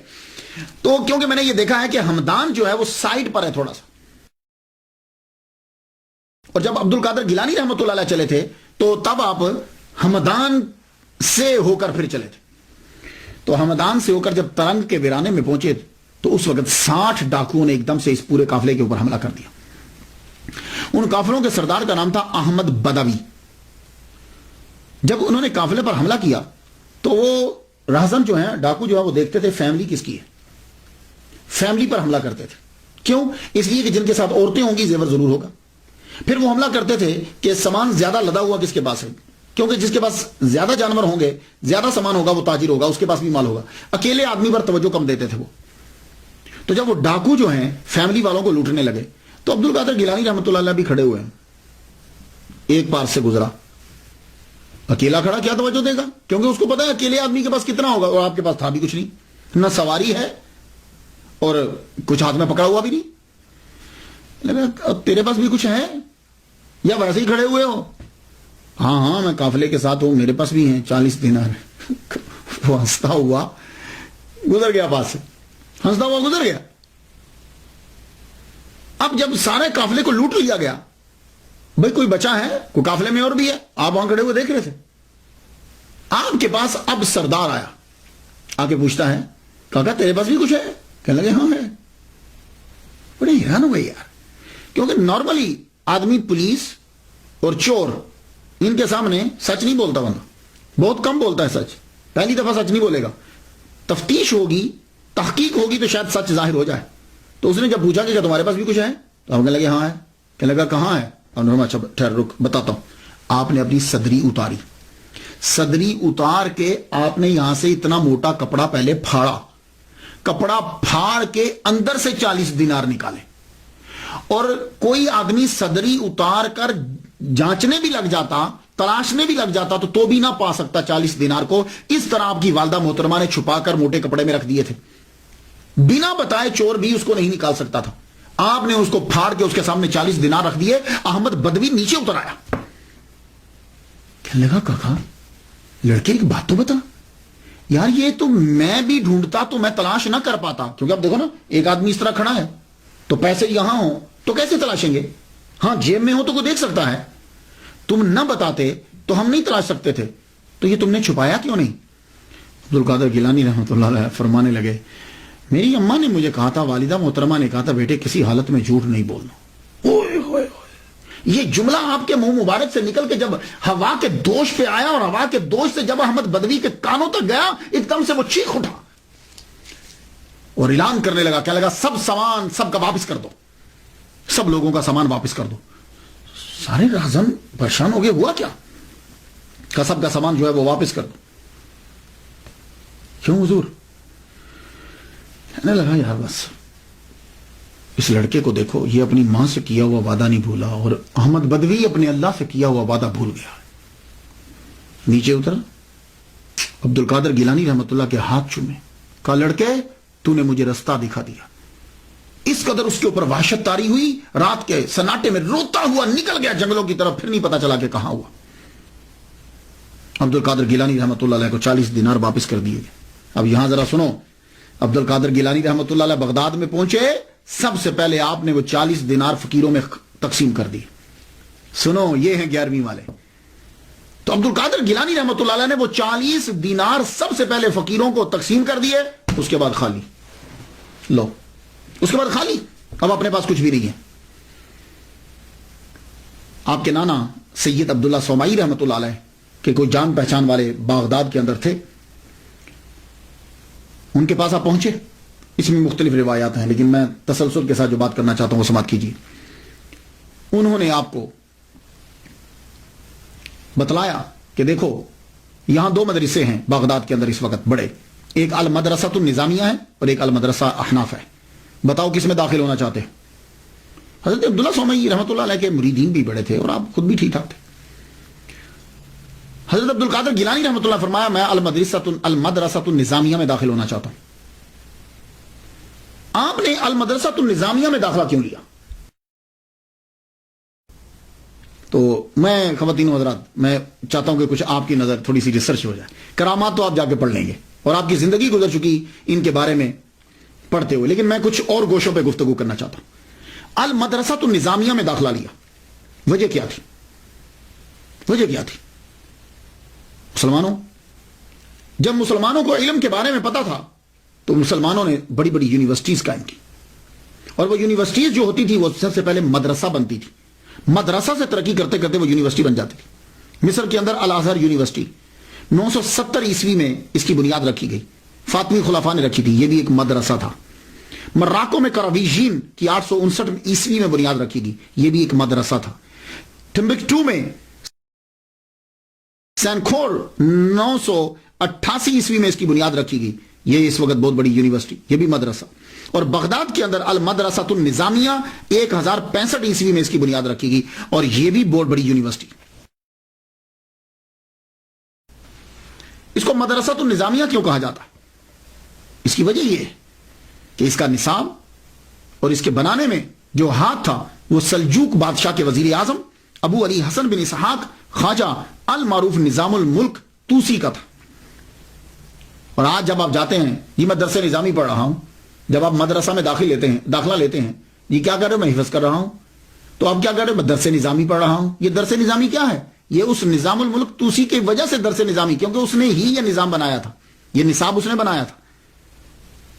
تو اس مدرسہ کو دریا کے کنارے بغداد میں 1065 میں عبد القادر گیلانی رضی اللہ تعالیٰ عنہ کے داخلہ لینے سے 30 سال قبل 2 سال کے اندر بنا دیا تھا.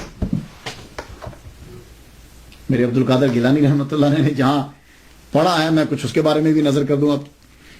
یعنی آپ کے داخلہ لینے سے 30 سال پہلے اس مدرسے کو بنایا گیا, اور 2 سال کے اندر اس کو دریا کے کنارے کے اوپر بنایا گیا. اور یہ مدرسۃ النظامیہ یہ صرف ایک مدرسہ نہیں ہے, group of institution of higher education کا یہ نام, ایک عمارت کا نام نہیں ہے, یہ گروپ کا نام ہے.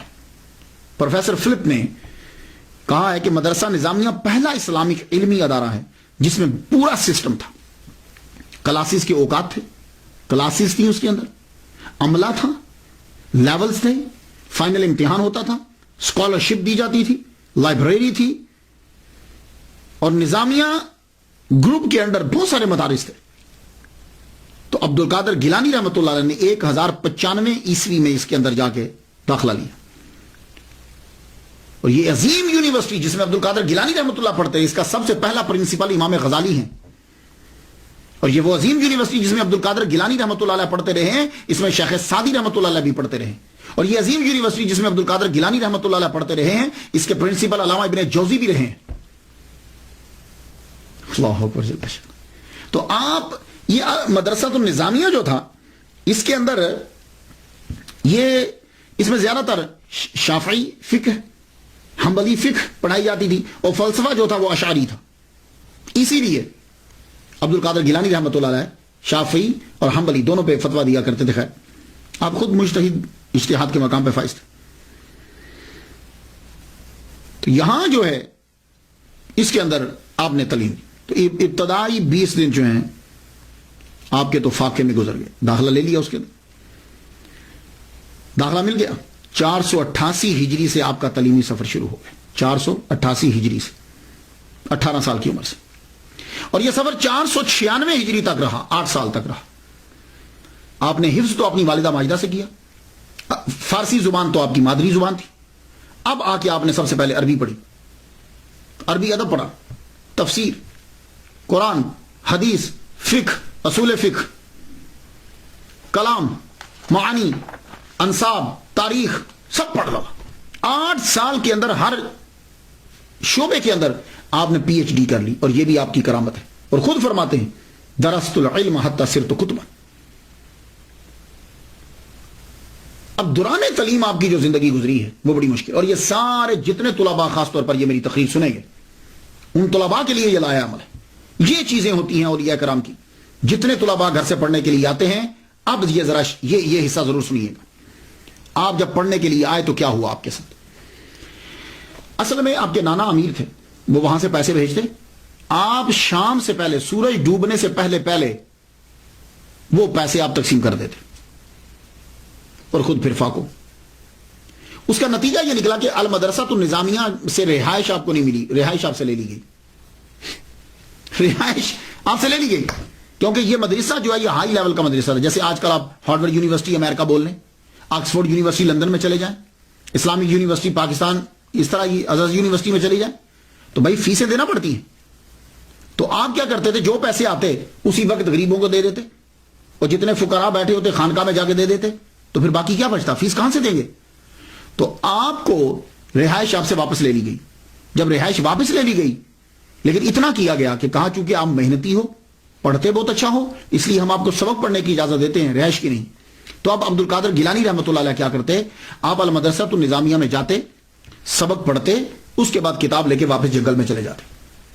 اب دھوپ ہے یا بارش ہے، اب وہاں بیٹھے آپ پڑھ رہے ہیں، دھوپ ہو جاتی تو کتاب بچ جاتی، بارش ہوتی تو اب کتاب کو بچانے کے لیے چلتے. سر کے اوپر ایک امامہ شریف ہوتا پرانا، اور ایک جبہ آپ نے ذبح تن کیا ہوتا، بس اس طریقے سے آپ نے پڑھا. اور کئی دن تک آپ کو کھانا نہیں ملتا. اور آج تو مدرسہ کے اندر کھانے ملتے ہیں، کئی دن تک کھانا آپ کو نہیں ملتا. اور اگر کھانا ملتا بھی ہے، پیسے آتے بھی ہیں، تو فوراً فقراء میں تقسیم کر دیتے یا غریب طلباء میں تقسیم کر دیتے.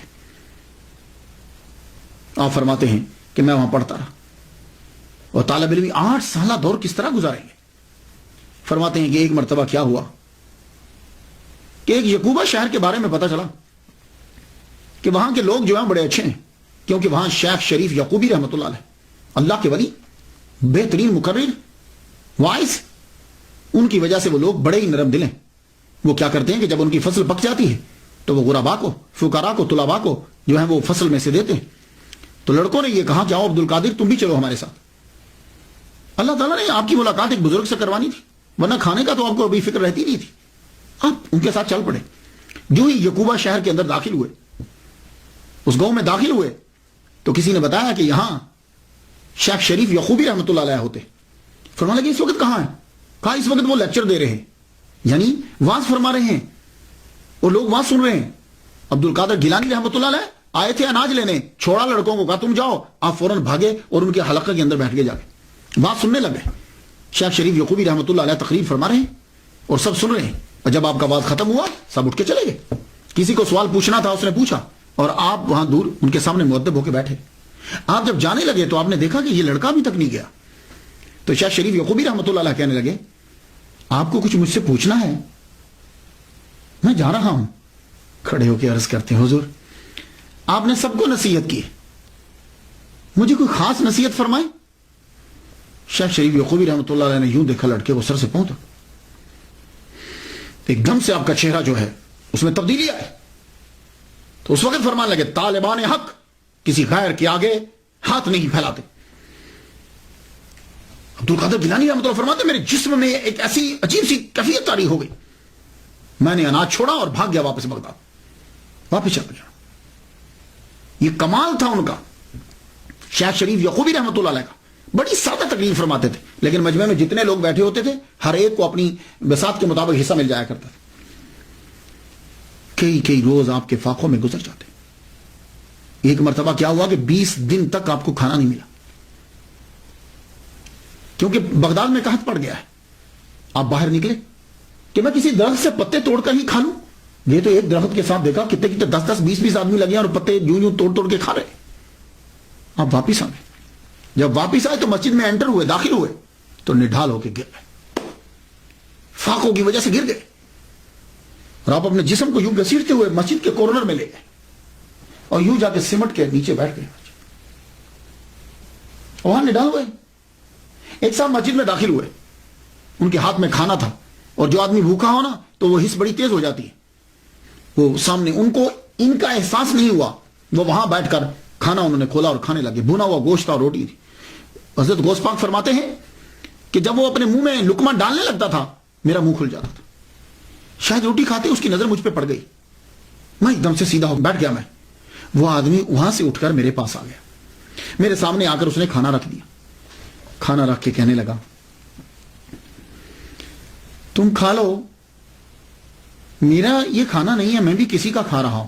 حضرت عبد القادر گیلانی رحمۃ اللہ نے ہاتھ یوں ہی رکھ لیا، فرمانے لگے تم کس کا کھا رہے ہو؟ یہ کہنے لگے میں گیلان سے آیا ہوں، کوئی عبد القادر لڑکا تھا، ان کی والدہ نے کوئی 8 دینار بھیجے تھے۔ اس سے اندازہ لگائیے کہ دینار سونے کا، اس کے اندر درم ہوتے ہیں، درم کے پھر آگے ٹوٹتے ہیں تو اشرفیاں بندی، تو بڑا رقم ہوتی تھی۔ میں اس کو کئی دن سے تلاش کرا، میرا اپنا اثاثہ بھی جو ہے وہ صرف ہو گیا، اب میرے پاس اسی کے پیسے بچے تھے، میں اس کے 1 دینار کو توڑایا ہے اور میں یہ بھنا ہوا گوشت اور یہ روٹی لے کر آیا ہوں، وہ عبد القادر ملا نہیں ہے، چلو دونوں مل کے کھاتے ہیں، ملے گا تو معاف مانگ لیں گے۔ اب مسکرا پڑے، کہنے لگا کیوں مسکرا رہے ہو؟ کہا بے جھجک کھاؤ، عبد القادر میں ہی ہوں۔ آپ نے وہ تھوڑا سا کھانا کھایا، اس نے جو باقی پیسے تھے وہ دیے، عبد القادر گیلانی رحمۃ اللہ علیہ نے اسی وقت اٹھ کر وہ سارے پیسے باہر بانٹ دیے جا کے۔ اب بتاؤ، سارے پیسے باہر بانٹ دیے۔ لیکن اب سوال یہ ہوتا ہے کہ اگر عبد القادر گیلانی رحمۃ اللہ علیہ کسی سے مانگتے نہیں تھے، کام نہیں کرتے تھے، یہ جو آپ کا عرصہ ہے یہ بیچ کا، یہ کیسے گزرا؟ یعنی 18 سال کی عمر سے لے کے 46 سال کی عمر تک، 18 سال سے تو آپ آگے تھے، تو یہ پھر کیسے ہوا؟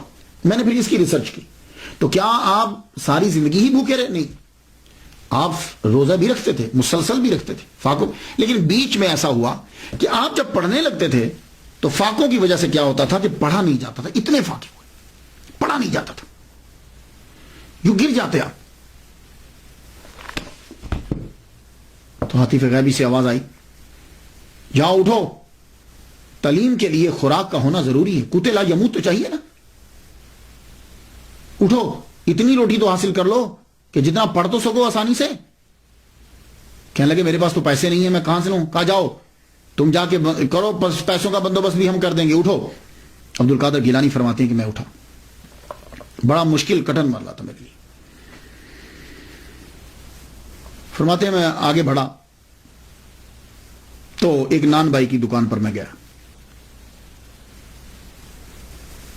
یہ تنور پہ جو روٹی لگاتے، تو میں اس سے بات کرنے لگا۔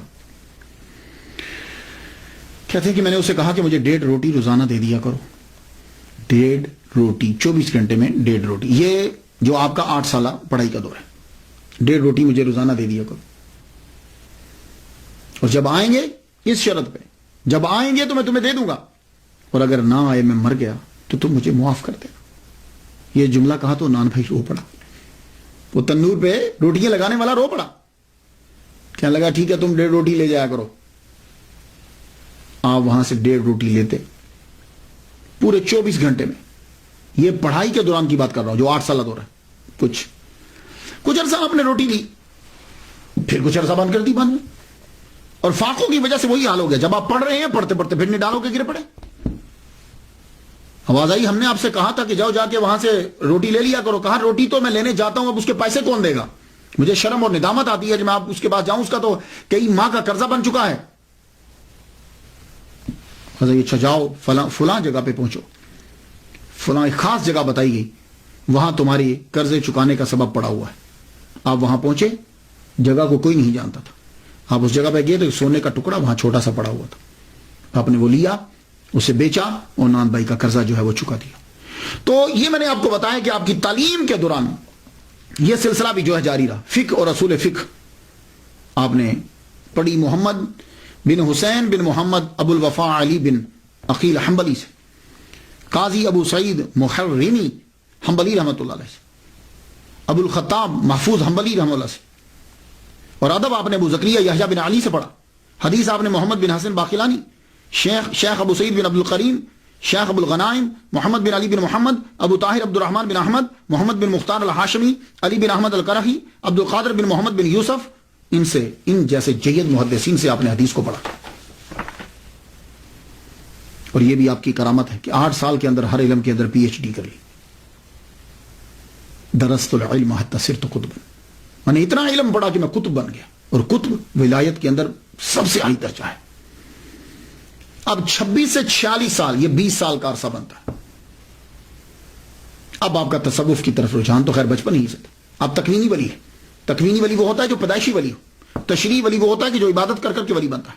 آپ تکوینی ولی ہیں، آپ کے بابا کی تربیت، آپ کی ماما کی تربیت، آپ کے نانا کی تربیت، اور خود آپ نے 18 سال جو گزارے، تصوف ہی تصوف ہے. لیکن پھر بھی آپ بغداد کے اندر ایک بہت مشہور خانقاہ تھی، وہ خانقاہ تھی حضرت حماد بن مسلم شامی رحمۃ اللہ علیہ کی، ثم بغدادی. یہ شام کے رہنے والے تھے.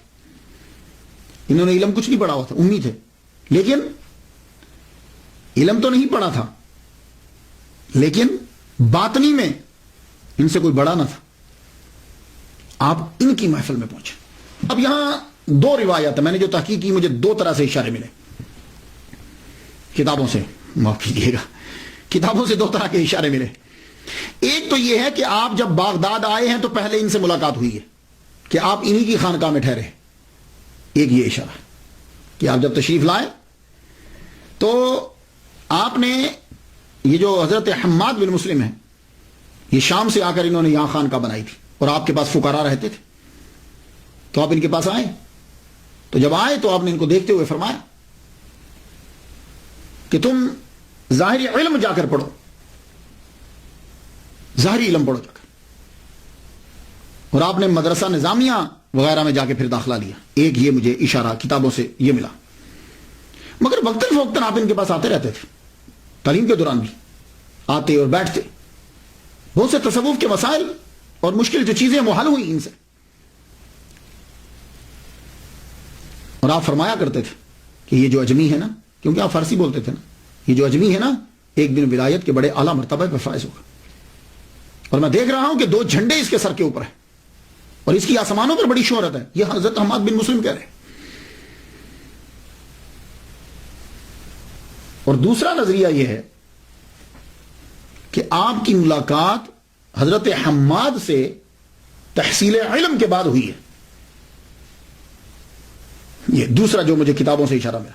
وہ کیسے کہ جب آپ نے تمام علوم 8 سال کے اندر جب آپ نے پڑھ لیا، پڑھنے کے بعد بغداد کی حالت آپ نے دیکھی تھی، فتنہ و فساد ہر جگہ، عیاشی ہے، لوگ دین سے ہٹے ہوئے ہیں. تو آپ نے بھی اپنی کتابیں پکڑی، جنگل کی طرف چل پڑے، نکلے. اب جب باب حلبہ کی طرف چلے تو وہاں سے صحرا کی طرف رستہ جاتا تھا. اب جانے لگے تو کسی شے نے یوں دھکا دیا کہ آپ نیچے گر گئے. نیچے گرے تو آواز آتی ہے کہاں جا رہے ہو؟ تو آپ نے بولا میں جا رہا ہوں، میرا دین تو بچ جائے، میں اپنے دین کو بچانے کے لیے جا رہا ہوں.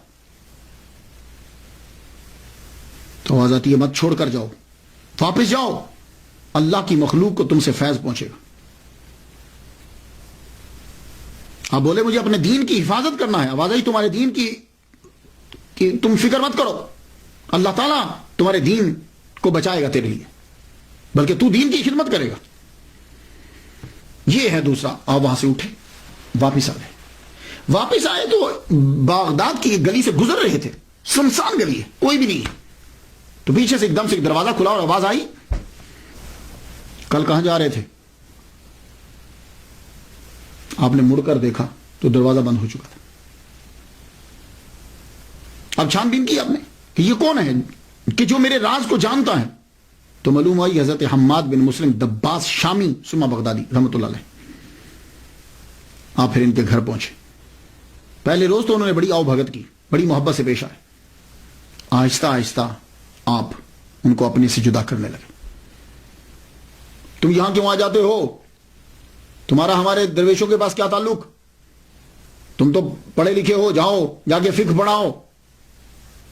اور ایک دن آپ آئے، کہنے لگے ہاں آج بڑی روٹیاں آئی تھیں لیکن ہم نے سب کھا ڈالی، ختم ہو گئی. یہ اصل میں آپ ایسا کیوں کرتے تھے؟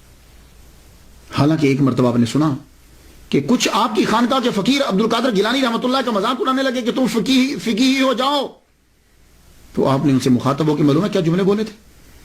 آپ نے کہا تھا اے کتو، سنیے گا جملہ، تم اس کو تکلیف پہنچاتے ہو، تم میں سے ایک بھی اس کے مرتبہ کا نہیں ہے. یہ حضرت حماد بن مسلم اپنے خانقاہی لوگوں سے کہہ رہے. میں تو اس کو اس لیے اذیت دیتا ہوں. اب 3 وجہ. آپ کیوں اذیت دیتے ہیں؟ پہلی وجہ تو یہ ہے آپ نے خود بیان کی. فرماتے ہیں میں امتحاناً اسے اذیت دیتا ہوں لیکن وہ ایسا پہاڑ ہے کہ اس میں ذرا برابر جنبش نہیں ہوتی, اور اس اجمی کا اتنا رتبہ ہوگا کہ تمام اولیاء اس کی طرف رجوع کریں گے. اور دوسری وجہ, آپ کے پاس ان کا فیض نہیں تھا. عبد القادر گیلانی رحمۃ اللہ علیہ کا فیض حضرت حماد بن مسلم کے پاس نہیں تھا, وہ قاضی قضا حضرت ابو سعید مبارک مخرمی رحمۃ اللہ علیہ کے پاس تھا. یہ وجہ ہے. اس لیے آپ نے دیکھا ہوگا جب آپ کبھی اولیاء کرام کی سیرت کو پڑھیں تو آپ کو معلوم ہو جائے گا, ولی ان کے پاس جاتا ہے, فیض ہی کوئی نہیں. کہا جی نہیں, میں تمہارا فیض ہمارے پاس نہیں ہے, کسی اور کے پاس جاؤ. یوں ہی بھیجتے تھے. حضرت خواجہ باقی بلا کتنے لوگوں کے پاس گئے, اشرف جہانگیر سمنانی رحمۃ اللہ علیہ کتنوں کے پاس گئے. تو جہاں فیض ہوتا تھا وہ وہیں پہنچتے. تو عبد القادر گیلانی رحمۃ اللہ علیہ کو جو خلافت ملنا تھی وہ ان سے نہیں ملنا تھی. یہ دوسری وجہ. تیسری وجہ کیا ہے کہ ابھی ان کو مجاہدے اور کروانے ہیں, ابھی بڑا وقت ہے, کم از کم 14 سال ہیں باقی, ابھی 13-14 سال باقی ہیں. تو اب آپ نے کہا کہ اگر میں اپنے پاس محبت کروں گا یہ یہی رکے رہیں گے. تو جب آپ نے یوں اذیت دینا شروع کی, اب آپ سے آہستہ آہستہ وہاں سے کم ہو کر اب آپ نے اس کے بعد بایت جو کی وہ حضرت ابو سعید مبارک مخرمی رحمۃ اللہ علیہ کی بایت کی. آپ ان کے استاد بھی ہیں اور آپ مدرس بھی ہیں, پرنسپل بھی ہیں. آپ نے محلہ باب الازج میں آپ نے ایک مدرسہ بنایا تھا, اس مدرسے میں خود پڑھاتے تھے, اور تصوف کے اندر اتنے گئے کہ آپ نے قاضی کی سیٹ چھوڑ دی. ان کی بایت کی عبد القادر گیلانی رحمۃ اللہ علیہ, اور یہ بھی حنبلی تھے. تو اب مجاہدات شروع ہو گیا. اب میں یہاں پڑھتا ہوں کہ کہتے ہیں کہ 20 سال آپ نے مجاہدہ کیا ہے, 20 سال جو ہے نا وہ جنگلوں میں پھرتے رہے. تو یہاں میں عرض کرنا چاہوں گا کہ جب ہم دیکھتے ہیں, سالوں کو گنتے ہیں, ان پہ تحقیق کرتے ہیں, تو کچھ لوگ جو ہیں وہ محبت میں آگے سال بڑھا دیتے ہیں کہ اتنے سال مشقتیں اٹھائیں, اتنے لوگوں سے ملے. لیکن وہ جب ہم تحقیق کرتے ہیں تو یہ کوئی ضروری نہیں ہوتا کہ ایک آدمی 40 سال مجاہدے کرے گا ہی تو مرتبہ ملے گا. ہو سکتا ہے کہ ان کو ایک دن میں مل جائے, کوئی دن بڑھانے کی ضرورت نہیں ہوتی. اب یہ جو کہا گیا کہ 20 سال تک آپ جو ہے وہ مجاہدے کرتے رہے, اب ذرا دیکھ لیجئے, میرے نزدیک یہ صرف کچھ دورانیہ 13 سال کا بنتا ہے. وہ کس طرح؟ اب ذرا دلیل سن لیجئے. 18 سال کی عمر میں آپ نے تعلیم شروع کی, تو 8 سال بغداد میں مختلف مدارس میں آپ پڑھتے رہے. کتنی عمر ہوگی؟ 18 اور 8 26. پھر آپ نے مجاہدہ شروع کیا, ٹھیک ہے. تو حضرت ابو سعید مبارک مخرمی رحمۃ اللہ علیہ نے آپ کو خلافت دی. خلافت دینے کے بعد آپ کو اپنے مدرس کا انچارج, مدرسے کا انچارج بنایا, اور وہیں آپ کو تدریس کے لیے بھی بولا. تو آپ جانتے ہیں کہ مبارک مخرمی حنبلی رحمۃ اللہ علیہ کا وصال 513 میں ہوا ہے, 513 ہجری میں ہوا ہے. اور اس وقت حضرت عبد القادر گیلانی رحمۃ اللہ علیہ کی عمر 43 سال تھی. تو کم از کم اگر پیر کی موجودگی میں 3 سال بھی پڑھایا ہو تو آپ کی عمر 40 سال تو تھی جب آپ مدرسے میں ہوئے.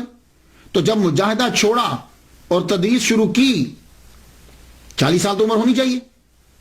تو اب آپ خود سوچ لیجئے کہ 26 سال کی عمر میں تو آپ پڑھ کر فارغ ہوئے ہیں, تو اب 26 کے بعد کتنے لگائیں گے آپ کے 40 بن جائیں. تو اسی لیے میں کہتا ہوں کہ آپ کا دورانیہ جو ہے وہ 13-14 سال کا ہے, اور اس میں 11 سال آپ کا مجاہدہ جو ہے وہ برج کا ہے. ہاں اگر کوئی صاحب یہ کہتے ہیں کہ جی ہم ان کا مجاہدہ جو ہے وہ دوران تعلیم کا دورانیہ جو ہے وہ بھی شامل کرتے ہیں, تو ٹھیک ہے, پھر اس کے پھر بن جاتا ہے کہ اگر آپ یہ کہیں کہ وہ بھی مجاہدہ ہی تھا. آپ نے پڑھا, پڑھنے کے بعد اب آپ ریاضت اور مجاہدے کے لیے اپنے پیر کی کہنے کے اوپر حضرت خضر علیہ السلام بھی آپ کی تربیت کر رہے ہیں.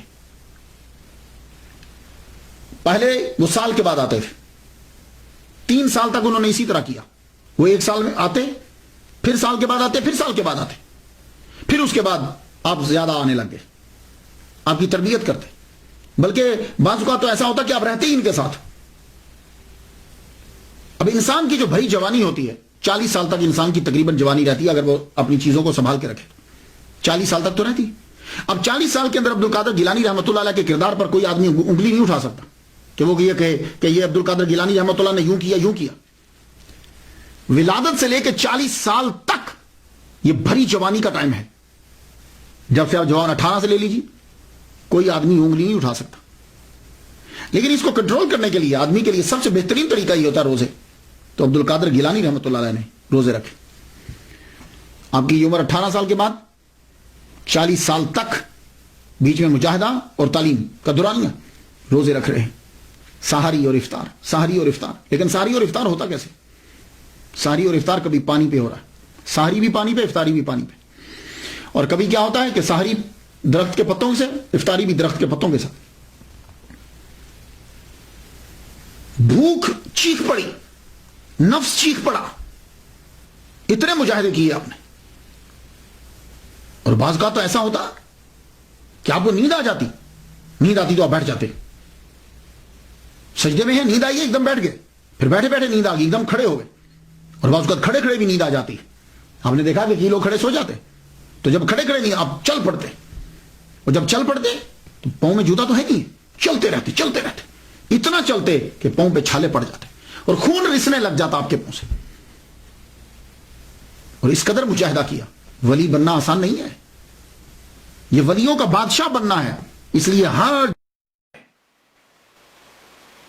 اور آپ اتنے کمزور ہو جاتے کہ ایک دم سے گر جاتے. لوگ سمجھتے کہ فوت ہو گئے ہیں، اور لوگ اٹھا کر تجہیز و تکفین کا انتظام کرنا شروع ہو جاتے. لیکن ہوتا کیا، ایک دم سے آپ کے جسم میں جنبش ہوتی تو لوگوں کو پتا چلتا نہیں بھائی یہ زندہ ہے. اللہ. جب شیطانوں نے یہ دیکھا کہ انہوں نے نفس پر کنٹرول کر لیا ہے، تو شیطان سب سے پہلے وسوسہ ڈالتا ہے. یہ بات یاد رکھیے، وہ وسوسہ ڈالے گا، خود کچھ نہیں کہتا، آگے وسوسہ ڈالتا ہے اور آدمی برائی کرنے لگ جاتا ہے. لیکن وہ وسوسہ جب ڈالتا ہے تو نفس اس کو کنٹرول کرتا ہے.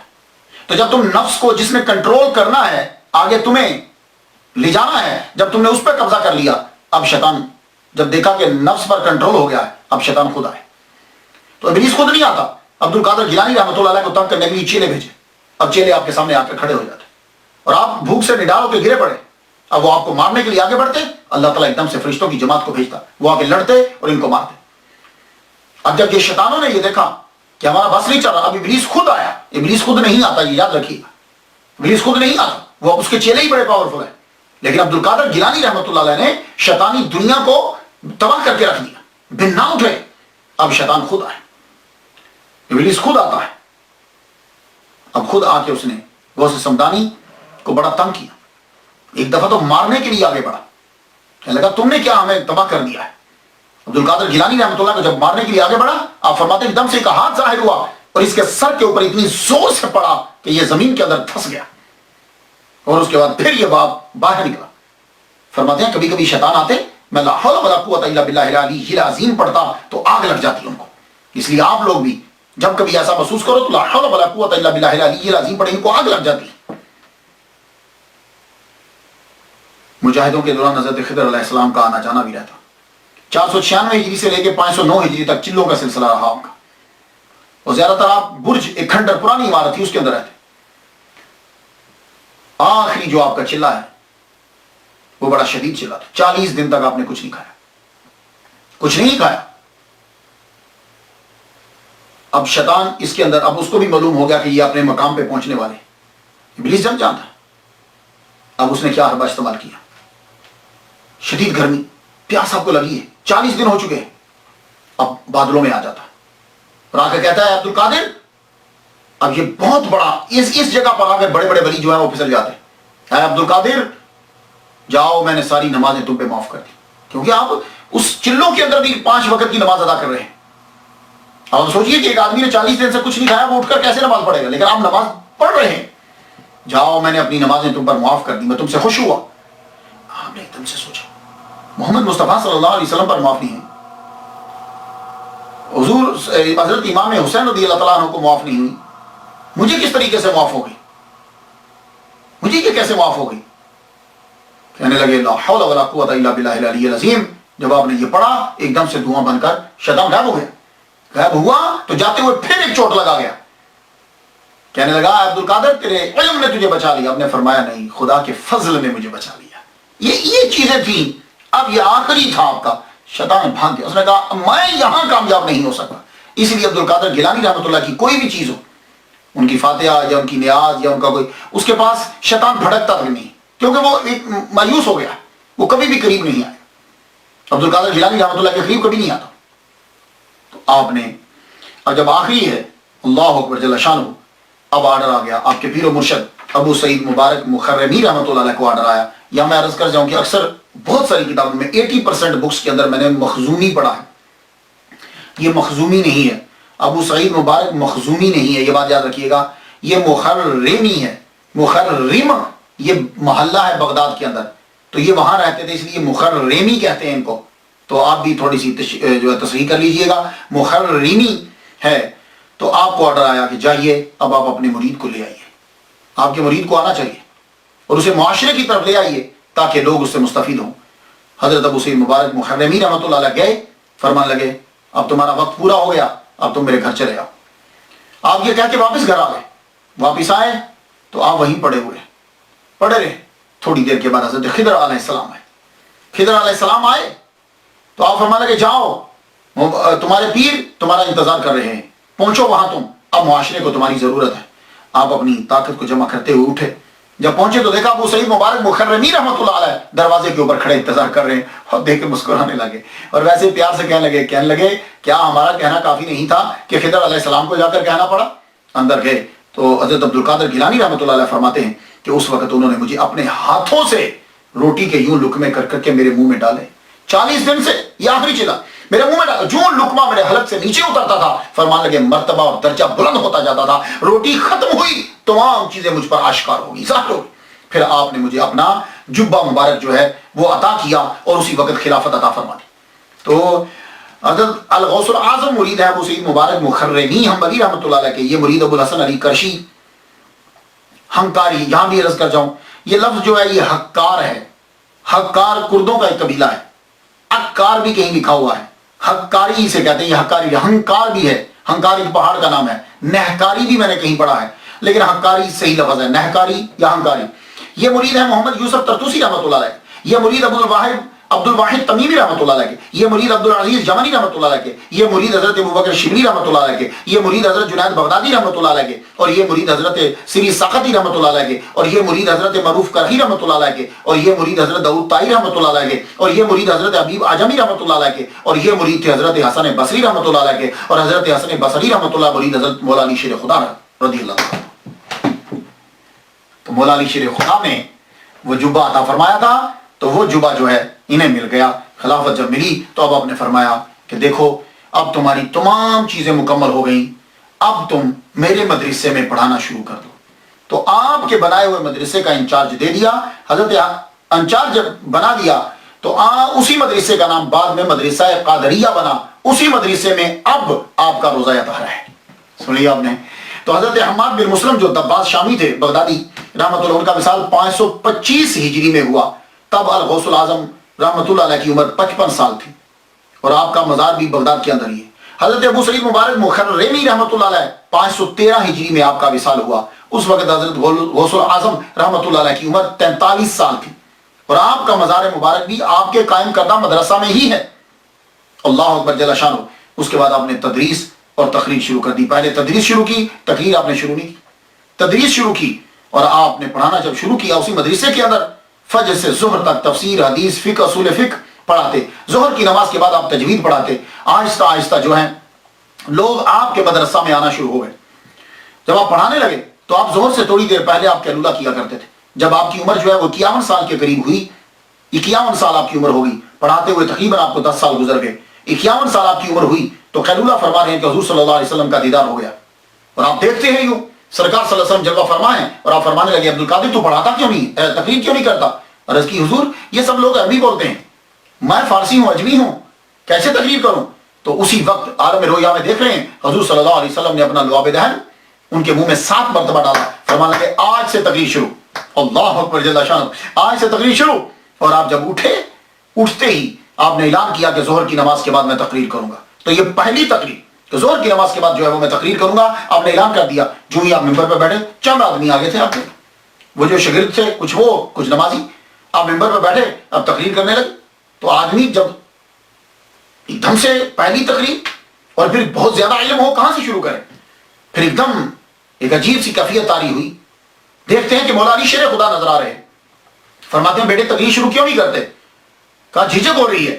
آپ نے 6 مرتبہ اپنا لعاب دہن ان کے منہ مبارک میں ڈالا. اب جو تقریر شروع کی، جس کے منہ مبارک میں نبی کا لعاب دہن ہو، مولا علی کا ہو، اللہ اکبر. ایک علم کا شہر ہے، دوسرا علم کا دروازہ ہے. اب غوث اعظم کے منہ سے کیوں نہیں نکلے گا سمندر؟ اللہ اکبر جل شانہ. تو 3 دن آپ تقریر فرماتے تھے، جمعہ کے دن، اتوار کے دن، منگل یا سوموار، ان دونوں کو بدل لیتے تھے.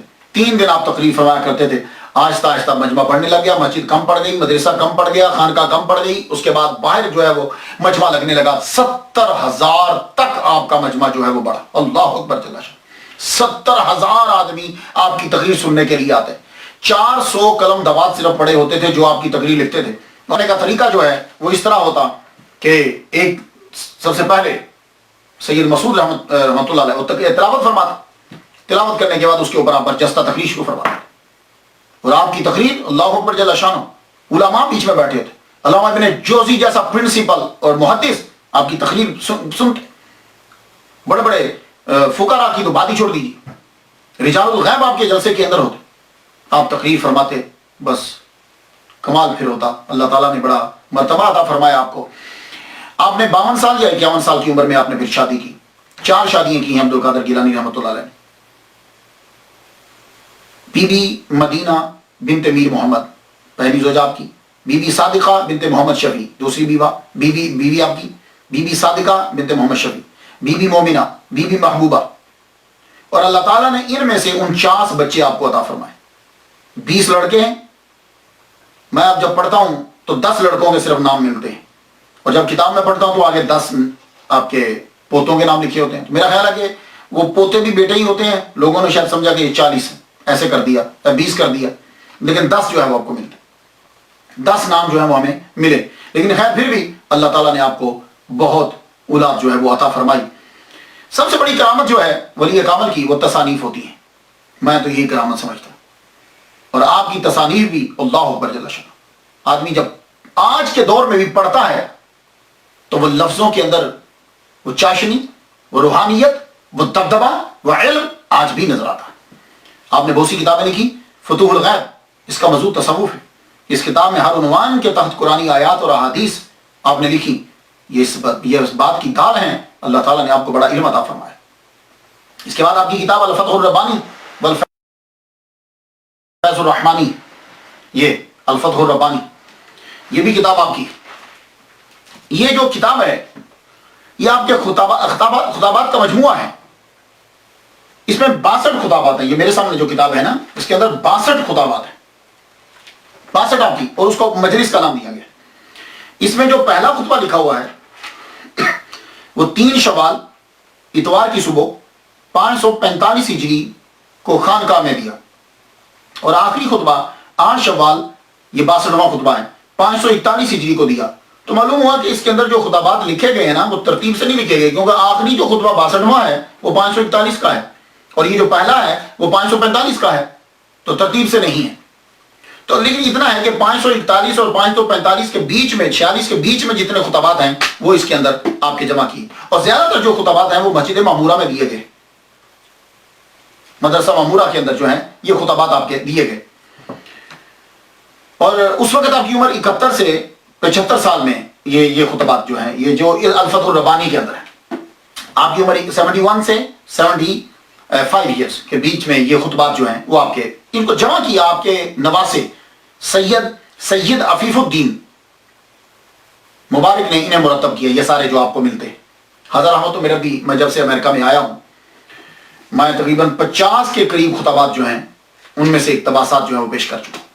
تو میں جتنے بھی علماء تک میری یہ بات پہنچے یا یہ جو 11ویں منانے والے ہیں ان سے میری ریکویسٹ ہے، ہمبلی ریکویسٹ ہے کہ آپ 11ویں کے اندر جو بھی مولوی بلائیں یا آپ خود ہوں تو آپ یہ سلسلہ شروع کریں.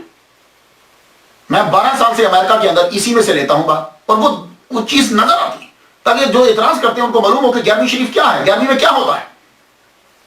تو یہ کتاب جو ہے یہ بہت ضروری. آپ مولوی صاحب سے کہیں گے اسی سے خطبہ دیں، اسی سے شروع کریں تاکہ ان کی علمیت کا جو ہے وہ پتہ چلے. اس کے علاوہ مکتوبات سبحانی، یہ کتاب ان خطوط کا مجموعہ ہے جو آپ نے اپنی ظاہری حیات میں لوگوں کو لکھے تھے. نصائح اور لائحہ عمل کے لیے ایک یہ نمونہ ہے. مراتب الوجود کتاب ہے آپ کی. بشائر الخیرات آپ کی ہے. اس کے اندر حضور صلی اللہ علیہ وسلم پہ درود لکھے ہیں، جیسے دلائل الخیرات ہے نا، ایسے ہی الفیوزات ربانیہ فی الاوراد القادریہ کتاب ہے آپ کی، تحفۃ المتقین و سبیل العارفین کتاب ہے آپ کی، یواقیت الحکم آپ کی کتاب ہے، جلاء الخواطر فی الباطن والظاہر 45 مجالس ہیں، اس میں خطابات ہیں، سر الاسرار و مظہر الانوار فیما یحتاج الیہ الابرار، یہ آپ کی کتاب ہے، نام سے ہی پتہ چلتا ہے۔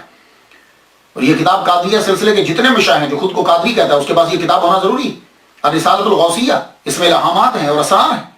غنیۃ الطالبین بڑی مشہور ہے، ویسے اس کا اصلی نام تو الغنیۃ لطالب طریق الحق ہے، لیکن غنیۃ الطالبین کے نام سے مشہور ہے۔ اس کتاب کے اندر عقائد ہیں، عبادات ہیں، معاملات ہیں، سب کو یکجا کر دیا گیا ہے، اور یہ بہت مفید کتاب ہے۔ مگر کچھ لوگوں نے یہ کہا ہے کہ یہ کتاب آپ کی نہیں ہے۔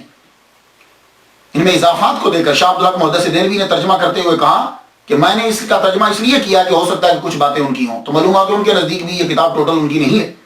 ملا القاری کے استاد علامہ ابن حجر مکی نے یہ کہا ہے کہ اس کتاب کے اندر کچھ شامل کر دیا گیا، اور باقی یہ تو میں نے بھی خود پڑھا ہے، میں نے ایک دو نسخے دیکھے ہیں اس کے اندر کہ کافی ساری چیزیں اس کے اندر بعد میں ڈال دی گئی۔ قصائد آپ نے بڑے لکھے، شاعر بھی غضب کے تھے قصیدہ، مگر قصیدہ غوثیہ جو ہے وہ اس کو بڑی شہرت جو ہے وہ ملی۔ اس قصیدہ کی بڑی بڑی شروحات ہوئی ہیں اور بڑے بڑے علماء نے کی ہیں۔ امام محمد رضا خان بریلوی رحمۃ اللہ علیہ نے، سید شاہ محمد غوث قادری رحمۃ اللہ، تقریباً کہتے ہیں 18 شروحات قصیدہ غوثیہ کی ہیں۔ اللہ اکبر جل جلالہ۔ اور اگر آپ 40 روز تک اسے پڑھیں اور اللہ تعالیٰ سے دعا مانگیں تو اللہ تعالیٰ اس کے صدقے سے دعا جو ہے وہ پوری فرما دیتا ہے۔ حزب الرجاء والانتہا، یہ بھی آپ کی کتاب ہے۔ میں آپ کی کرامات اور اخلاق کریمانہ کے بارے میں کیا لکھوں، یقین جانیے اتنی موٹی موٹی کتابیں ہیں۔ اب بھی مجھے لگ رہا ہے کہ ٹائم بہت زیادہ ہو چکا ہے، لیکن اتنا جان لیجئے محمد مصطفیٰ صلی اللہ علیہ وآلہ وسلم کی سیرت کا، اخلاق کا اور صورت کا بالکل نمونہ تھے آپ۔ ہر چیز میں محمد مصطفیٰ صلی اللہ علیہ وآلہ وسلم کی فضائل میں، خصائل میں، شمائل میں، ہر چیز میں، بس آپ صحابی نہ تھے اور نبی نہ تھے۔ یہ میرا جملہ ذاتی جملہ سنیے گا، میں نے کہیں سے پڑھا نہیں ہے۔ آپ نبی نہ تھے اور صحابی نہ تھے، باقی سب کچھ تھے۔ اللہ نے اتنا آپ کو مرتبہ، کیونکہ نبی نبوت بند ہو گئی اور صحابی وہ ہوتا ہے جو ظاہری طور پہ سرکار صلی اللہ علیہ وسلم کو دے۔ آپ صحابی اور نبی نہ تھے، باقی آپ سب کچھ تھے، بلکہ اتنا مرتبہ ملا کہ لوگ اسم اعظم تلاش کرتے ہیں اور کہتے ہیں کہ ہمیں اسم اعظم مل جائے، ہمیں اسم اعظم مل جائے۔ اللہ اکبر جل شانہ، آپ نے اللہ کی اتنی عبادت کی، اللہ کے اتنے محبوب بن گئے کہ اللہ تعالیٰ نے آپ کے نام ہی کو اسم اعظم بنا دیا ہے۔ جو آدمی صدق کے دل سے یہ کہ اے اللہ الغوث العظم عبد القادر گیلانی رحمۃ اللہ علیہ کا صدقہ میری حاجت پوری فرما دے، اللہ تعالیٰ اس کی حاجت پوری فرما دے۔ آپ کو جب کبھی کوئی مشکل ہو، پہلے 2 رکعت اللہ کے لیے پڑھیے، اللہ کے لیے پڑھنے کے بعد فاتحہ 1 مرتبہ 3 بار کوئی شریف پڑھ کے اس کا ثواب دیجیے حضرت عبد القادر گیلانی رحمۃ اللہ کو، پھر عرض کیجیے یا اللہ اس ولی کامل کا صدقہ میری حاجت کو پورا فرما دے۔ خواجہ معین الدین چشتی رحمۃ اللہ کی ملاقات ثابت کی جاتی ہے آپ سے کہ آپ جو ہیں وہ ان سے 2 مرتبہ ملے ہیں، لیکن یہاں میں ایک نقطہ عرض کر جاؤں۔ اکثر یہ ہوتا ہے کہ ملاقات ثابت کر دی جاتی ہے، ملاقات اس طرح ثابت کی گئی کہ 1 ماہ تک عبد القادر گیلانی 1 ماہ تک خواجہ معین الدین اجمیری چشتی رحمۃ اللہ علیہ مدینہ شریف میں جھاڑو پھیرتے رہے۔ حضور صلی اللہ علیہ وسلم نے پوچھا کیا چاہیے تمہیں؟ کہا جی مجھے کسی ملک کی ولایت دے دیجیے۔ آپ نے فرمایا جاؤ، تمہیں ہند کی ولایت دے دی، لیکن دفتر جو ہے وہ بغداد میں ہے، عبد القادر گیلانی سے جا کے مل لو۔ آپ یہاں آئے، آپ جب یہاں آئے تو آپ کو معلوم ہوا، شیخ نجم الدین کبریٰ کے حوالے سے معلوم ہوا کہ آپ کوہ جودی پہ جا چکے ہیں۔ تو وہاں آپ پہنچے، وہاں آپ نے اپنی پیسوں سے وہاں ایک کمرہ بنوایا، حجرہ، وہاں 57 دن آپ ان کے ساتھ رہے۔ یہاں عبد القادر گیلانی رحمۃ اللہ علیہ کے رشتہ داروں کی قبول بھی ہے، اور یہ علاقہ آپ نے لیا تھا لیکن کمرہ انہوں نے بنوایا اس پرفضا مقام کے اندر، اور آپ بھی اس کمرہ میں ان کے ساتھ رہے۔ کتاب کا نام ہے بڑی سوانح عمری، مورخ ہیں مولوی اللہ حافظ چشتی، انہوں نے لکھا کہ گیلان قیام کرنے کے بعد ان کے ساتھ ہی بغداد آئے اور کچھ ماہ جو ہے ان کے ساتھ رہے، اور دوسری کتابیں میں نے پڑھی تو لگتا ہے 5 ماہ اور 7 دن رہے، لیکن یہاں میری ذرا عرض سن لیجیے۔ خواجہ معین الدین اجمیری چشتی رحمۃ اللہ علیہ کی ولادت 536 ہجری میں ہوئی ہے، اور اب عبد القادر گیلانی رحمۃ اللہ علیہ کی ولادت 470 ہجری میں ہوئی ہے۔ ٹھیک ہے، پھر سن لیجیے، 536 میں خواجہ معین الدین، 470 میں عبد القادر گیلانی رحمۃ اللہ علیہ. تو معین الدین چشتی رحمۃ اللہ علیہ خواجہ معین الدین چشتی رحمۃ اللہ علیہ عبد القادر گیلانی رحمۃ اللہ علیہ سے 66 سال بعد پیدا ہوئے. بہت دھیان سے بھی ذرا سنیے گا. خواجہ معین الدین اجمیری چشتی رحمۃ اللہ علیہ عبد القادر گیلانی رحمۃ اللہ علیہ سے 66 سال 66 years after ان کے 66 سال بعد پیدا ہوئے. اور جب آپ پڑھ کر فارغ ہوئے تو آپ کی عمر 24 سال تھی. جائیے تاریخ پڑھ لیجیے. خواجہ معین الدین اجمیری چشتی کی عمر 24 سال تھی اور اس وقت غوث الاعظم کی عمر 90 سال تھی. 91 سال میں عبد القادر گیلانی رحمۃ اللہ علیہ کا وصال ہو گیا ہے. ٹھیک ہے. کم از کم 8 سال معین الدین چشتی رحمۃ اللہ علیہ نے خواجہ عثمان ہرونی رحمۃ اللہ علیہ کی خدمت کی ہے. کم از کم کی میں بات بتا رہا ہوں. ویسے تو لوگوں نے زیادہ بھی لکھا ہے. 8 سال. پھر خلافت لی. خلافت کے بعد آپ کی ملاقات عبد القادر گیلانی رحمۃ اللہ علیہ سے ثابت ہے. تو معلوم ہے کہ جب آپ نے خلافت لی ہے عبد القادر خواجہ معین الدین چشتی رحمۃ اللہ علیہ نے جب خلافت لی ہے تو اس وقت عبد القادر گیلانی رحمۃ اللہ کو دنیا سے گئے ہوئے 7 سال ہو چکے ہیں. 7 سال اس وقت آپ کو ہو چکے تھے. تو مجھے صرف اتنا لگتا ہے کہ جب آپ بغداد پڑھنے کے لیے تشریف لائے ہیں, بغداد کبھی آئے ہیں آپ, تب آپ کی عمر عبد القادر گیلانی رحمۃ اللہ کی عمر 90 سال تھی. آخری ایام تھے چلوں میں اور زیادہ تر سیکلوژن, آپ گوشہ نشینی میں رہتے تھے. تو یہ ہو سکتا ہے کہ آپ نے ان سے ملاقات کی ہو, اور وہ بھی ابتدا میں آپ نے ان سے ملاقات کی ہو. کیوں؟ اس لیے عبد القادر گیلانی رحمۃ اللہ علیہ رشتے میں خواجہ معین الدین اجمیری چشتی کے ماموں لگتے ہیں. تو ہو سکتا ہے کہ 90 سال سے قبل نہیں, 90 سال میں آپ کی ملاقات ہوئی اور اس کے بعد 91 میں آپ دنیا سے جو ہے وہ رخصت ہو گئے. یہ تو میں ویسے تاریخی حوالوں سے بات کر رہا تھا, ورنہ خواجہ معین الدین اجمیری چشتی رحمہ اللہ اور ان کو آپس میں ملنے کے لیے یہ ضرورت ہی نہیں ہے دنیا کی. آج بھی آپ میں سے جو ولی کامل ہیں بڑے, وہ جانتے ہیں کہ بغداد میں آج بھی میٹنگ ہوتی ہے. جو 2 مجلسیں ہوتی ہیں, ایک مدینہ میں اور ایک بغداد کے اندر, آج بھی لوگ وہاں موجود ہوتے ہیں. اللہ اکبر جل شانہ. قادریہ سلسلہ جو ہے, جس طرح فقہ میں تمام مذاہب امام اعظم کی طرف رجوع کرتے ہیں, اسی طرح تصوف میں کسی نہ کسی طرح تمام سلاسل جو ہیں وہ حضرت غوث اعظم کی طرف, الغوث الاعظم کی طرف رجوع کرتے ہیں. دنیا میں بہت سے سلاسل ہیں, 16 کا تو ذکر ملتا ہے, 4 کو اللہ تعالیٰ نے بڑی پذیرائی دی. شیخ عبد القادر گیلانی سلسلہ قادریہ, شیخ شہاب الدین سہروردی سلسلہ سہروردیہ, شیخ معین الدین چشتی سلسلہ چشتیہ, شیخ بہادر نقشبند سلسلہ نقشبندیہ. شاذلی سلسلہ بھی مشہور ہے مگر یہ عرب سائڈ پر ہے. تو ہندوستان میں قادریہ اور چشتیہ زیادہ مشہور ہے. ہندوستان بنگال میں حضرت شاہ نعمت اللہ قادری فیروز آبادی قادریہ سلسلے کو لے کر آئے. ہندوستان دکن میں حضرت شاہ نعمت اللہ قادری دکنی سلسلہ قادریہ کو لے کر آئے 1400 میں, یعنی 613 سال قبل. غوث پاک کے مدرسہ میں پڑھنے والے لوگوں نے پوری دنیا میں اسلام پھیلایا. وہاں سے لوگ نکلتے تھے, حتیٰ کہ چائنا میں, آج آپ چائنا میں بھی چلے جائیں تو وہاں بھی 6ٹھی جنریشن قادریہ سلسلہ کی 6ٹھی نسل پروان چڑھ رہے ہیں. مزار بھی ہیں اور قادریہ سلسلے کو ماننے والے بھی ہیں. آپ نے 91 سال اس دار فانی میں گزارے. اس کے بعد 8 کو 9 کو 10 کو 11 یا 14 یا 17 ربیع ثانی کو بروز اتوار دن کے وقت آپ دنیا سے رخصت ہو گئے. رخصت ہوئے تو آپ کے بیٹے نے آپ کا جنازہ پڑھا ہے. علامہ ابن جوزی کے نواسے علامہ شمس الدین ابو المظفر یوسف نے اپنی تاریخ میں لکھا ہے کہ آپ نے 561 ہجری میں وصال فرمایا. اتنا, جن کے مجمع میں تقریر سننے کے لیے 70,000 آدمی ہے, جب آپ دنیا سے گئے ہوں گے تو کتنے بندے ہوں گے؟ دروازہ بند کر دیا, اندر ہی چند بندوں نے مل کر جنازہ پڑھایا گیا اور دفنا دیا گیا. صبح کے وقت دروازے کو جو ہے وہ کھول دیا. اب لوگ جو ہے وہ جوک در جوک جو ہے وہ آنے لگے. اللہ اکبر جل شانہ. آپ کا اور آپ کی اکثر اولاد کی قبریں آپ کے قرب و جوار ہی میں. آپ کا روزہ مدرسہ قادریہ میں سونے کی چاندی کی جالی آپ کے ارد گرد لگی ہے. مجھے سعادت جو ہے وہ یہ حاصل ہوئی کہ ان کے روزہ اطہر کی یہ چادر کبھی جب یاد آتی ہے ان کی تو اس چادر کو چوم لیتا ہوں اور اسے ہی رکھتا ہوں. اللہ تعالیٰ کرم فرما دیتا ہے. آپ کے لیے بھی دعا کرتا ہوں کہ اللہ تعالیٰ, کیونکہ جو بزرگوں کے در پہ لگ جاتی ہے چیز, یہ ان کے قبر کے اوپر بالکل یہ چادر تھی. اس کے علاوہ جب وہ پرانا تصحیح کی گئی اور جالی لگائی گئی تو کچھ کیلیں اور وہ مٹی بھی جو ہے وہاں کی وہ بھی میں نے میرے ادھر تبرکات جہاں پڑے میں نے اس جگہ پہ اس کو جا کے رکھا، میرے پاس آج بھی ہیں۔ اللہ تعالیٰ ان چیزوں کے صدقے سے سب پہ جو ہے وہ کرم فرمائے۔ تو آپ لوگ، میں تو فاتحہ ان کے لیے پڑھ چکا، بلکہ جب سے لکھتا رہتا ہوں پڑھتا رہتا ہوں، آپ پر بھی ہے کہ آپ بھی فاتحہ پڑھیے، اور خاص طور پر ان کی کتب جو ہیں، باقی ان کی کرامات وہ آپ پڑھتے رہیے۔ بہت سی کتابیں لکھی ہیں، کرامت سے آدمی کی عقیدت جو ہے وہ بڑھتی ہے۔ مجھے جو ہو سکا میں نے آپ تک پہنچا دیا۔ اجازت دیجیے، وآخر دعوانا الحمدللہ رب العالمین۔